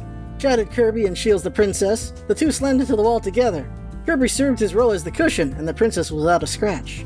He wasn't so lucky, however. His sword ability fell off from the shock of being squished between the princess and the wall, and he was passed out. To make matters even worse. "This is bad. Pull yourself together, pink kid." The princess held up Kirby in a hurry. Three shadows approached from behind her. They were Baron Gallic, Blade Knight, and Sword Knight, who returned to normal. Yep, that's right, Kirby's knocked out cold from protecting the princess. He's not the protagonist this time, so he needs to be out of the picture for Midnight to shine, but it still sucks that Kirby got knocked out, but he did save somebody, so there you go. So the princess realizes she has the jewel in her hand, and is controlling the knights, so she conceals the jewel behind her back. Gallic orders the knights to attack her, and Midnight rushes over to stop them. With the jewel out of sight, he's able to defend her, but it is 3-on-1. So let's read this all out. Gallic took out his knives and flung them, but Midnight knocked them all down with his sword. "Honorable swordsmen are not drawn toward a reward. I don't suppose you know what the word honor means." "Shut your mouth! What the devil are you doing, Sword Knight, Blade Knight?" "On it, my lord." The pair forcibly slashed at Meta Knight. In a real sword fight, the two would be no match for Meta Knight even with both of them, but Meta Knight was at a disadvantage right now. He must fight while being discreet to not injure the two. "Come to your senses, Blade Knight, Sword Knight." The pair didn't react to even his calls. Meta Knight is slowly driven to the wall. In the meantime, Baron Gallic tried to rush at Princess Marona. The princess slipped through his hands and sprinted to the window. Realizing what she was about to do, the Baron let out a piercing cry. "Stop it! Malice Stone, that is my treasure!" "This thing?" She hurriedly opened the window and gave the jewel a good throw. The Baron tried to lunge at her, but didn't make it in time. As it glittered brightly, the jewel fell somewhere down at the foot of the hill. "Ah! My Malice Stone!" grieved Baron Gallic in a loud voice and scowled at Princess Marona with eyes filled with rage. "You horrible girl! Unforgivable! How dare you do that to my treasure?" "That's my line! To try to kill my father? Absolutely unforgivable!" "Shut your mouth, you tramp!" Gallic grabbed the large book laid on the shelf alongside the wall. The princess's eyes flared up. "I'm not handing over that book. It's a precious recipe book that's passed down in our royal family." "Who's the one that stole that precious recipe book and presented it to me?" Give it back!" The princess leapt at Baron Gallic. Gallic seized the princess's hand and twisted it up. "It hurts!" The princess screamed involuntarily while having her hand seized. Gallic ran up to the window. "Wait, Gallic!" Hearing the panicked voice, Gallic at last regained his composure. "Ha! So long, Meta Knight. I'll be taking the recipe book and the princess. Let go of the princess. Blade Knight and Sword Knight are obstructing Meta Knight, while Gallic laughed mockingly. The princess pales in comparison to the value of the recipe book, but I could use a hostage. I'll keep her as a companion until I escape safely. Gallic, let go of the princess. I'll release her after I escape safely. That is, throwing her out of my spaceship. Tugging the struggling princess's hand, Gallic jumped out of the window. We get an image of Midnight fighting his men and trying to reach Gallic and the princess. A flying boat was waiting beneath the window where Spirit-Coated Knight was on the pilot seat. Boarding Gallic and Princess Marona, the airboat gained height steadily and left the fortress. Gallic! Groaned Meta Knight while blocking Blade Knight and Sword Knight's swords. Right then, Meta Knight, you can leave this to me! Kirby was knocked out, regained consciousness at last. Blade Knight and Sword Knight turned around. Kirby forcefully spit out an air pellet at the two of them. Ugh! Before the pair blown away, Kirby takes an inhale stance. Midnight shouts, I'm counting on you, Kirby. Try not to injure the pair. Instead of a response, Kirby inhales with all his might. So that ends the chapter, and now Kirby is too far away to assist with the finale of the fight because he's busy doing a 2v1. And then it's gonna go 1v1 Gallic and fight Spirit-Coated Knight, maybe. This was a heck of a chapter and very thrilling. We got some fan service with Spirit-Coated Knight for the game people, and the plot thickening with the plan to kill the king. Then lots of cool action, but it's not over, it's still going, it's still ramping up. We're going to the big conclusion here, because the name of the next chapter is... Chapter 8, The Hour of Conclusion. As Midnight flies towards Baron Gallic's airship, there's chaos on board. Gallic friendly shoots at Meta Knight with the machine gun. Yeah, he has a machine gun. While Spirit-Coated Knight and Princess Marona fight over the controls. Gallic eventually has to stop shooting to grab the princess, but she violently kicks the control stick. Gallic comments on how violent she's being and that she's not being very princess-like, so she cries out that she is a princess no more. She is Lady Marona. I've never seen someone be so badass in a demotion before. In firings, yes, but demotion? Wow. Gallic is unable to right the ship and they crash into the ground. Midnight catches up and finds Lady Marona unharmed. Gallic climbs out of the breeze with the royal recipe book. His clothes are a mess, but he has the book and his knives, so he's still dangerous. Spirit-Coated Knight weakly climbs out and reaches for his Baron, but the Baron slaps him away. The Baron's eyes are bloodshot red. He is full of rage. He realizes he was a fool. He was too greedy and blinded by the throne. He should have just made off with the recipe book. And he's not wrong. Too much greed is usually what gets you caught. Lady Marona rushes to Gallic to try to get her book back, but he throws his knives at her. Midnight jumps in the way and blocks them. Then the battle begins anew, so let's read this out. Gallic laughed in a raspy voice. You're doing the knight who protects the prince thing, Meta Knight? I don't think a side of justice like that suits you. I hear various rumors about you. Some bad ones as well. Gallic is trying to irritate Meta Knight and make an opening. Meta Knight didn't fall for such a trick. I hear you're associated with Daroche from the gang of bandits. I wonder how you could reproach me when you're friends with that petty thief. Do not insult Daroche. He is no petty thief. A thief is a thief. Even Daroche would be in a tizzy had he learned of this recipe. How is he any different from me? Daroche does not steal for money. He only steals treasure that he deems worthy of with style. He is different from you, wretch. Midnight swung his sword while laughing. Gallic dodged the attack. Money? You wouldn't believe that I stole this recipe to make money, would you? That isn't true, Meta Knight. We get an image of Gallic in his suit, ruined with the book in one hand and knives in the other. I collect treasures for my lovely Malice Stone. What did you just say? The Malice Stone becomes brighter and stronger if I let it consume valuable treasures. Stealing is what that beautiful jewel desires. I offer what I stole to Malice Stone, where I attain even greater power. I don't want money, even the slightest bit. Gallic's eyes started sparkling bright. Midnight gasped. Gallic stomped his feet furiously. But that rambunctious princess swiped it from me. I won't give up. I will find the jewel even if I have to reduce all the vegetation to star to ashes. Gallic was about to turn his body. However, Spirit-Coated Knight clung onto his feet. This is huge, Lord Baron! Please look! Here! Be quiet. I don't give a hoot about you anymore. Malice Stone is here! What? Baron Gallic turned his eyes. Pushing his way through the debris of the airboat, Spirit-Coated Knight took out a red jewel. At once, Princess Marona rushed before Meta Knight and spread her hands. You mustn't look, Meta Knight, lower your eyes! Princess! How could the red jewel be in a place like that? Gosh! Pulling away by the princess, the jewel rolled down the slope of the hill and fell somewhere far away from the fortress. The Baron's face radiated. Spirit-Coated Knight held out the red jewel and said proudly, I found it, Lord Baron! For my lord, I... Be quiet, give it here! Gallic tore off the red gem from Spirit-Coated Knight's hands. What a miracle! It came back to me already. It came back to my side. Holding the jewel high, the Baron jumped for joy while laughing. Yeah, it's basically Soren's ring is what I can tell. Baron Gallic rubbed his cheek against the jewel in ecstasy. Meta Knight cast his eyes down and said, I get it now, Gallic. What? That gem certainly doesn't want to leave your side, since you're such a convenient retainer. What? Gallic, you're under the jewel's control. You may think that you're using the jewel's power, but it's the other way around. You're being used by that jewel. Gallic opens his eyes wide and glares at Meta Knight. What an idiot! You're saying the Malice Stone is using me? Correct. You're bewitched by the red stone. You said it yourself. You steal treasures to feed the jewel. Both my sword and the recipe book. Treasures yearned by people as precious as the best feast that stone can have. What the heck did you just say? You committing theft in succession wasn't out of your own desire. You're only manipulated by that jewel requested for treasures. Be quiet! You're not controlling others. You yourself is being controlled. Open your eyes, Gallic. Don't be stupid! This is stupid, you're stupid. Baron Gallic pulled his face and readied his knives. Meta Knight may have cast his eyes down, but realized its killing intent. Princess Marona, get down, chatted Meta Knight, raising his head, and stood in front of the princess. The knives thrown by Gallic were all knocked down. He quickly shut his eyes, but the strong radiance released by the jewel was engraved in his eyes. His head became blank, and a strange feeling came over him. His consciousness becomes faint. He succumbed to the power of the gem. Meta Knight desperately tried to recall what was precious to him. The people that he encountered, small but happy memories, his men who followed him. Baron Gallic started laughing. Just give up, Meta Knight. There won't be anything painful once you receive the power of the Malice Stone. Just like me. Gallic. Just relax, Meta Knight. Baron Gallic continued to throw his knives. Relying on his instincts, Meta Knight tried to knock down the knives with his eyes cast down, but it was too much. He was able to repel some of the knives thrown by Baron Gallic, but the sharpest one hit his mask directly. The mask broke without a noise. Gallic didn't fail to notice his face, exposed for only a brief moment. Meta Knight held up his cape and covered his face. So we get an image of Meta Knight covering his face with his cape. His mask is destroyed on the ground. Gallic looks confident, while Lady Marona is shocked. Gallic then tries to convince Meta Knight to join him. He wouldn't have to hide his face anymore. He could be a treasure hunter with Gallic. They could be free men doing as they wish. A lot of freedom in this one. With the red jewel engraved into his eyes, Meta Knight feels the temptation of Gallic's words.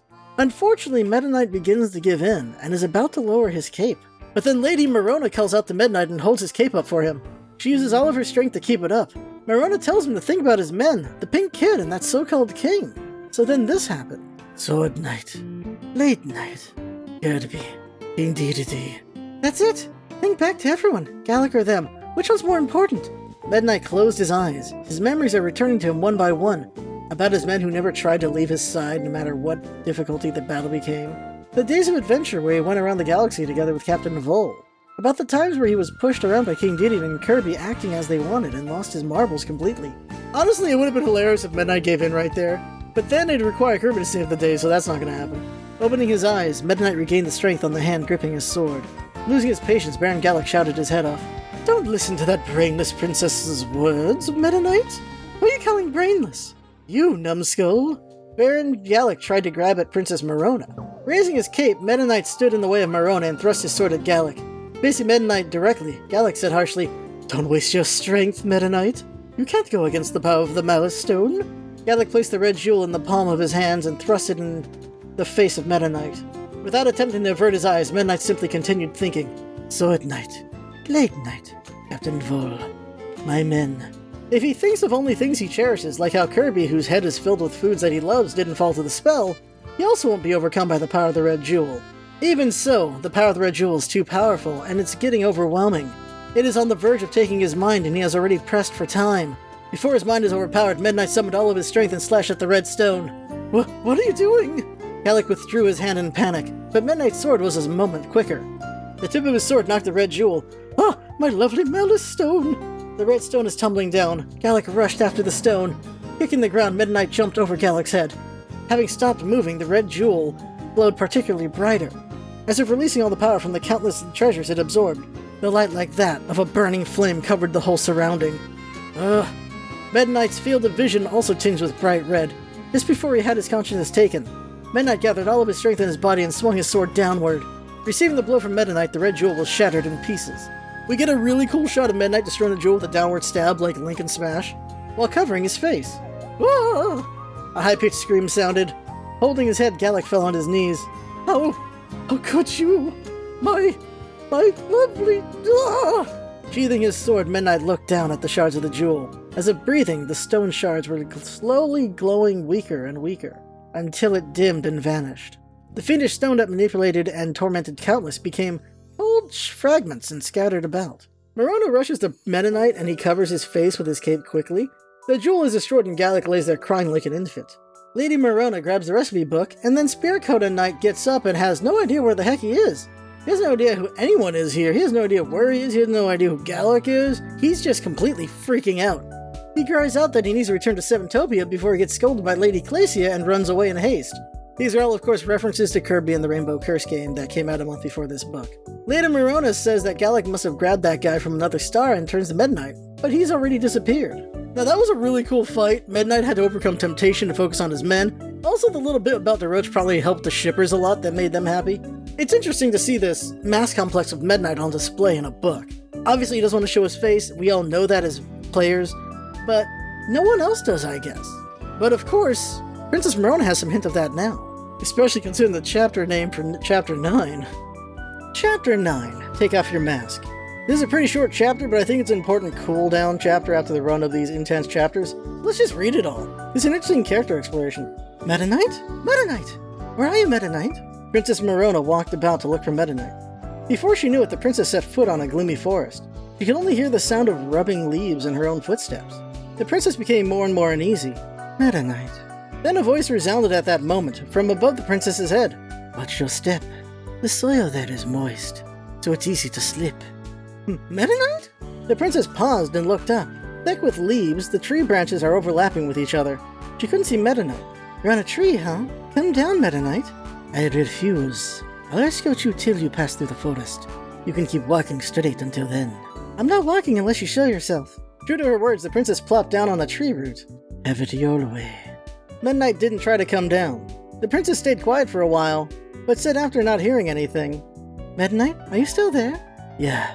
I'm gonna keep sitting here if you don't come down. I'm saying to suit yourself. In the test of endurance, Meta Knight seemed somewhat stronger. Having given up, the princess stood up and started walking. Matching her pace, Meta Knight moved without making a sound. Hey, Meta Knight, I have something that I think is strange. What? Gallic too was under the control of that stone after all, but the effect of the stone is sure to wear off after it's used several times. I'm evidence. I wonder why Gallic kept being controlled. Your strength of heart is probably different from Gallic's. Strength? But I'm not really that strong. You have plenty of cherished memories and people. People like that were very hard to handle for that jewel. On the contrary, someone who only loved themselves like Gallic was unable to escape from the spell of the gem for good. The princess thought about it while the two of them were in silence for a while. The exit of the forest was drawing near. The princess opened her mouth. Meta Knight, why do you always wear a mask? He didn't answer. The princess continued. You don't want anyone to see your true face? Is there some sort of secret? There isn't anyone without secrets. You've been continuing to hide your true self as well. The princess paused. Yeah, if father and the maids learned who I really was, they'd surely be in grief. A princess more sophisticated and obedient than turned out to be a thug. Just kidding. You have courage. Not to mention daughterliness. Told in a calm voice, Princess Morona was startled and bashful. I didn't think I would be complimented by you. I'm not really complimenting you. I just said what I thought. We get an image of a confident Morona in the forest while Meta Knight hides his face in the trees. Meta Knight, I guess I'll return to the royal palace. Morona said with a look free of hesitation. When that jerk said he would assassinate my father, I was boiling with rage. As you said, I have people that I cherish and want to protect. Under Gallic's control, I said so many terrible things to my father. I've got to apologize, then I'll celebrate his birthday. That's great. Still, I'm not going to pretend to be sophisticated like I did before. I'll laugh out loud, sing loudly, and even with cakes. I'll open my mouth wide and eat till I'm full. Father might be amazed and the maids might be in perplexion. But it's alright, I'll... Looking up at the tree branch, Morona continued, remove my mask and show everyone my true face. Yeah. Meta Knight, back then I said that you live freely as you wish, but was I mistaken? You're actually... You'll be alright from here on out. Alone. Meta Knight interrupted her words. The exit of the woods was right there. It's not dangerous anymore. Do you know the way to the royal palace? Yes. Then go. Midnight disappeared. Nodding firmly, the princess started walking out of the forest. Continuing her pace, the princess reached the palace after the sun had set. Avoiding the main entrance guarded by gatekeepers, she climbed over the walls of the backyard and entered the castle. She tiptoes her way to the king's bedroom. Meringue 13 was lying on a large bed.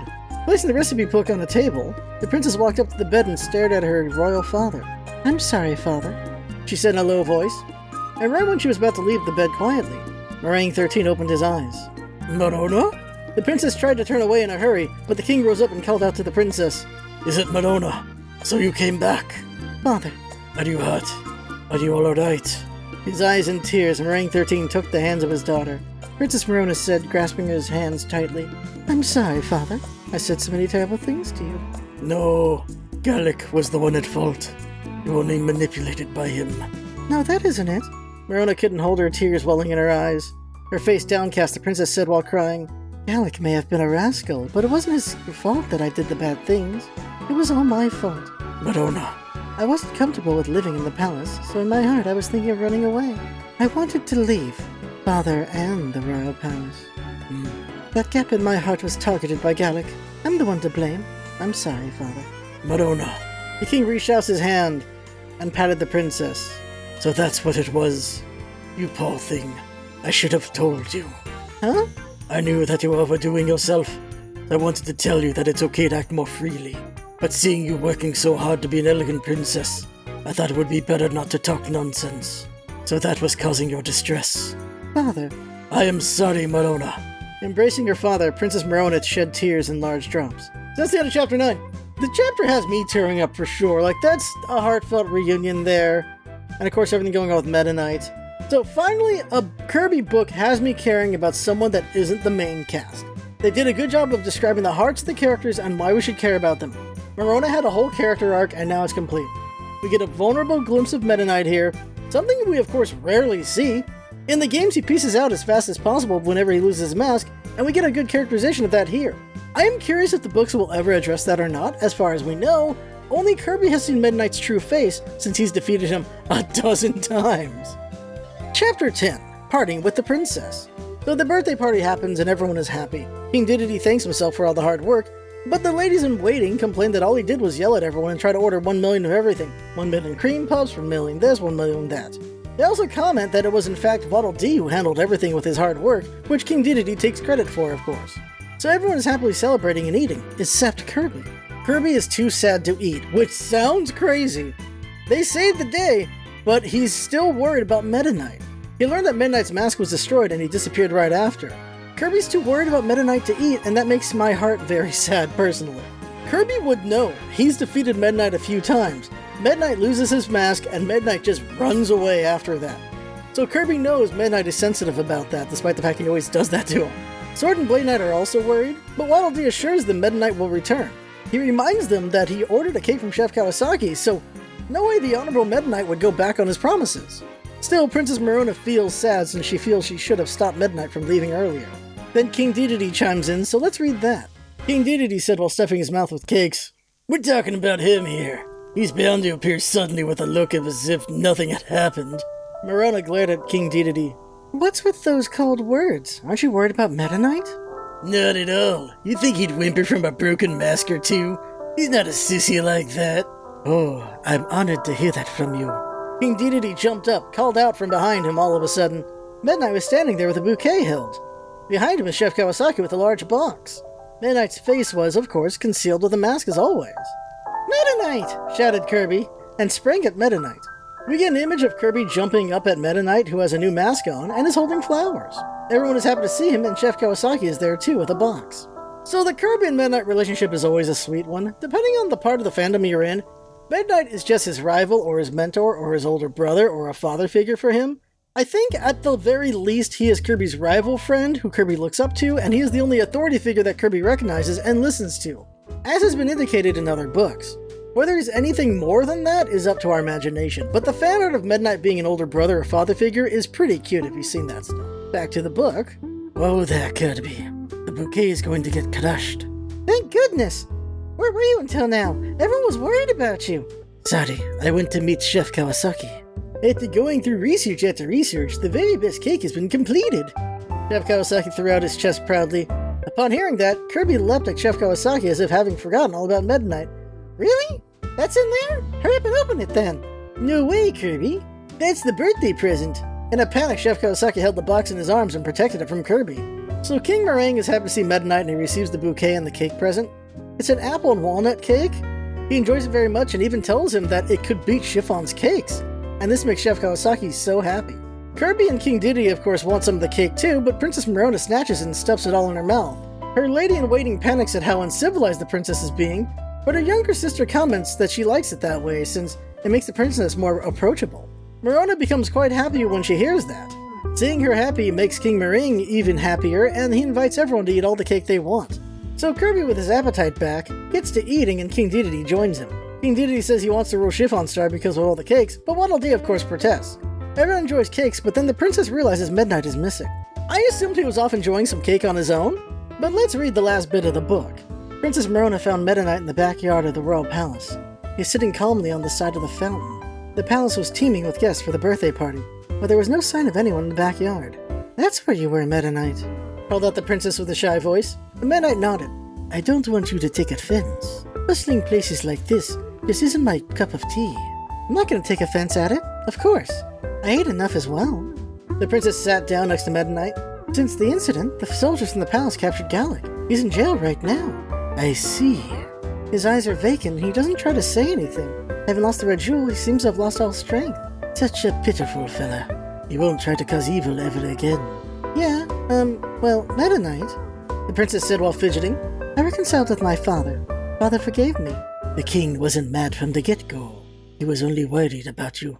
The maids and the pâtissières from the cake factory were all sincerely glad that I came back. I've realized for the first time that there were those who cared for me this much. I too want to care for everyone. Yeah. I'm thinking of studying baking. The princess lowered her voice and spoke her mind. I'm aiming to be a pâtissière who baked delicious cakes that would make everyone happy. Wouldn't you eventually succeed the king and become a queen of this country? I'm not sure about something that much ahead. Besides, it wouldn't be bad for a queen who's also qualified pâtissière. Our country's a kingdom of sweets after all. I see. Meta Knight's voice softened. Meta Knight, it was all thanks to you that I felt like this. Right when the princess was about to straighten herself and thank him, a loud voice reverberated. Lord Meta Knight! Thank goodness you were unhurt. It was Blade Knight and Sword Knight. The pair ran up to him as if they were falling over. Were they worried sick about you? Yeah. Sorry, I made you all worry. Meta Knight stood up. Well then, let's go. Huh? You're going already? Princess Merona asked in a surprise. I was able to give the bouquet and the cake to the king. My work here is done. You're right, nodded Merona with a lonesome look. Blade Knight asked, My lord, what do we do with Kirby and King Dedede? Shall we call them? No, leave them be. Since they've lost themselves to the cakes, they wouldn't listen anyway, even if we say that we're going back. We'll take Waddle Dee and Chef Kawasaki only. You have a point. Princess Merona, send the two back to Dreamland after the party ends. You can treat them as luggage if you like. Got it. Well then, adios. Meta Knight turned his back, where Princess Merona said to him, That would be a fine pâtissière. When that happens, come and visit again, Meta Knight. Meta Knight paused and turned around. Yep, I'm looking forward to it, Princess Merona. Accompanied by his two men, Meta Knight walked away. We get an image of Meta and his knights leaving while the princess happily sees him off. Ciao. Thanks, Meta Knight. Bidding farewell in a voice low enough to not reach Meta Knight, Princess Merona made her way back to the bustling royal palace. The final page of the book is a color drawing of Meta Knight instead of the usual Kirby with food. The end. Even though this is a Meta Knight book, I was expecting a weaker entry like the second book, but no, this book was incredible! I was very happy all over the book. It had some really intense and scary moments, and it had character study as well. Meta Knight's complex over his mask is compelling here. I would love to see that explored. I'm sure it won't ever be explored, but it's so interesting and would be great if it was. Meta Knight had some really cool moments here, especially in the end when he was facing down Gallic and having to force his way through the stone. Kirby takes a back seat here and even gets knocked out so Meta Knight can shine, which is unfortunate, but still, they do win in the end, and all's well that ends well after all, and Kirby did still have some moments to shine, like being immune to the Malice Jewel. Kirby's reaction to that gave me the biggest laugh of the book. That's just hilarious. He doesn't look yummy at all! King Dedede is arguably better here since he isn't an antagonist, but he also is pretty useless, unfortunately. King Dedede still has ulterior motives, but it wasn't as bad this time. Poor Waddle Dee was mostly a story device this time, acting as a straight man to give information, or to bounce off of information. But Dark Waddle Dee easily makes up for all of that. Dark Waddle Dee slayed me. It was just so good. So here's where I rank it. So it's number 1. First place goes to the 4th book. The first book gets 2nd place. Then the 3rd book gets 3rd place. And lastly, the 2nd book gets 4th place. I'm surprised this took number 1 slot, but it did. It is mostly very consistent with the funny and entertainment, and the action just has a good ebb and flow. It is just done so well. Mie Takase makes me very happy with this one. I'm hoping 5 and beyond are just done just as well. What did you enjoy about the story? What about the characterizations? Let me know what you think in the comments. And of course, my voices. I know Sword Knight and Blade Knight were the least consistent, and Meta Knight was losing it a little bit. I think Waddle Dee and Kirby are pretty nailed down, so was King Dedede. And Vol, that's going to be Vol's voice. And also Chef Kawasaki, I've decided that's going to be Chef Kawasaki's voice from now on. So I think most of the main cast is nailed down, but Meta Knight could still use some work, and that, he's got that low cool voice, but I know I lost it at points, and I tried over and over again. I had to settle sometimes. So there's still work to be done on the voices, but I think they're getting better for sure.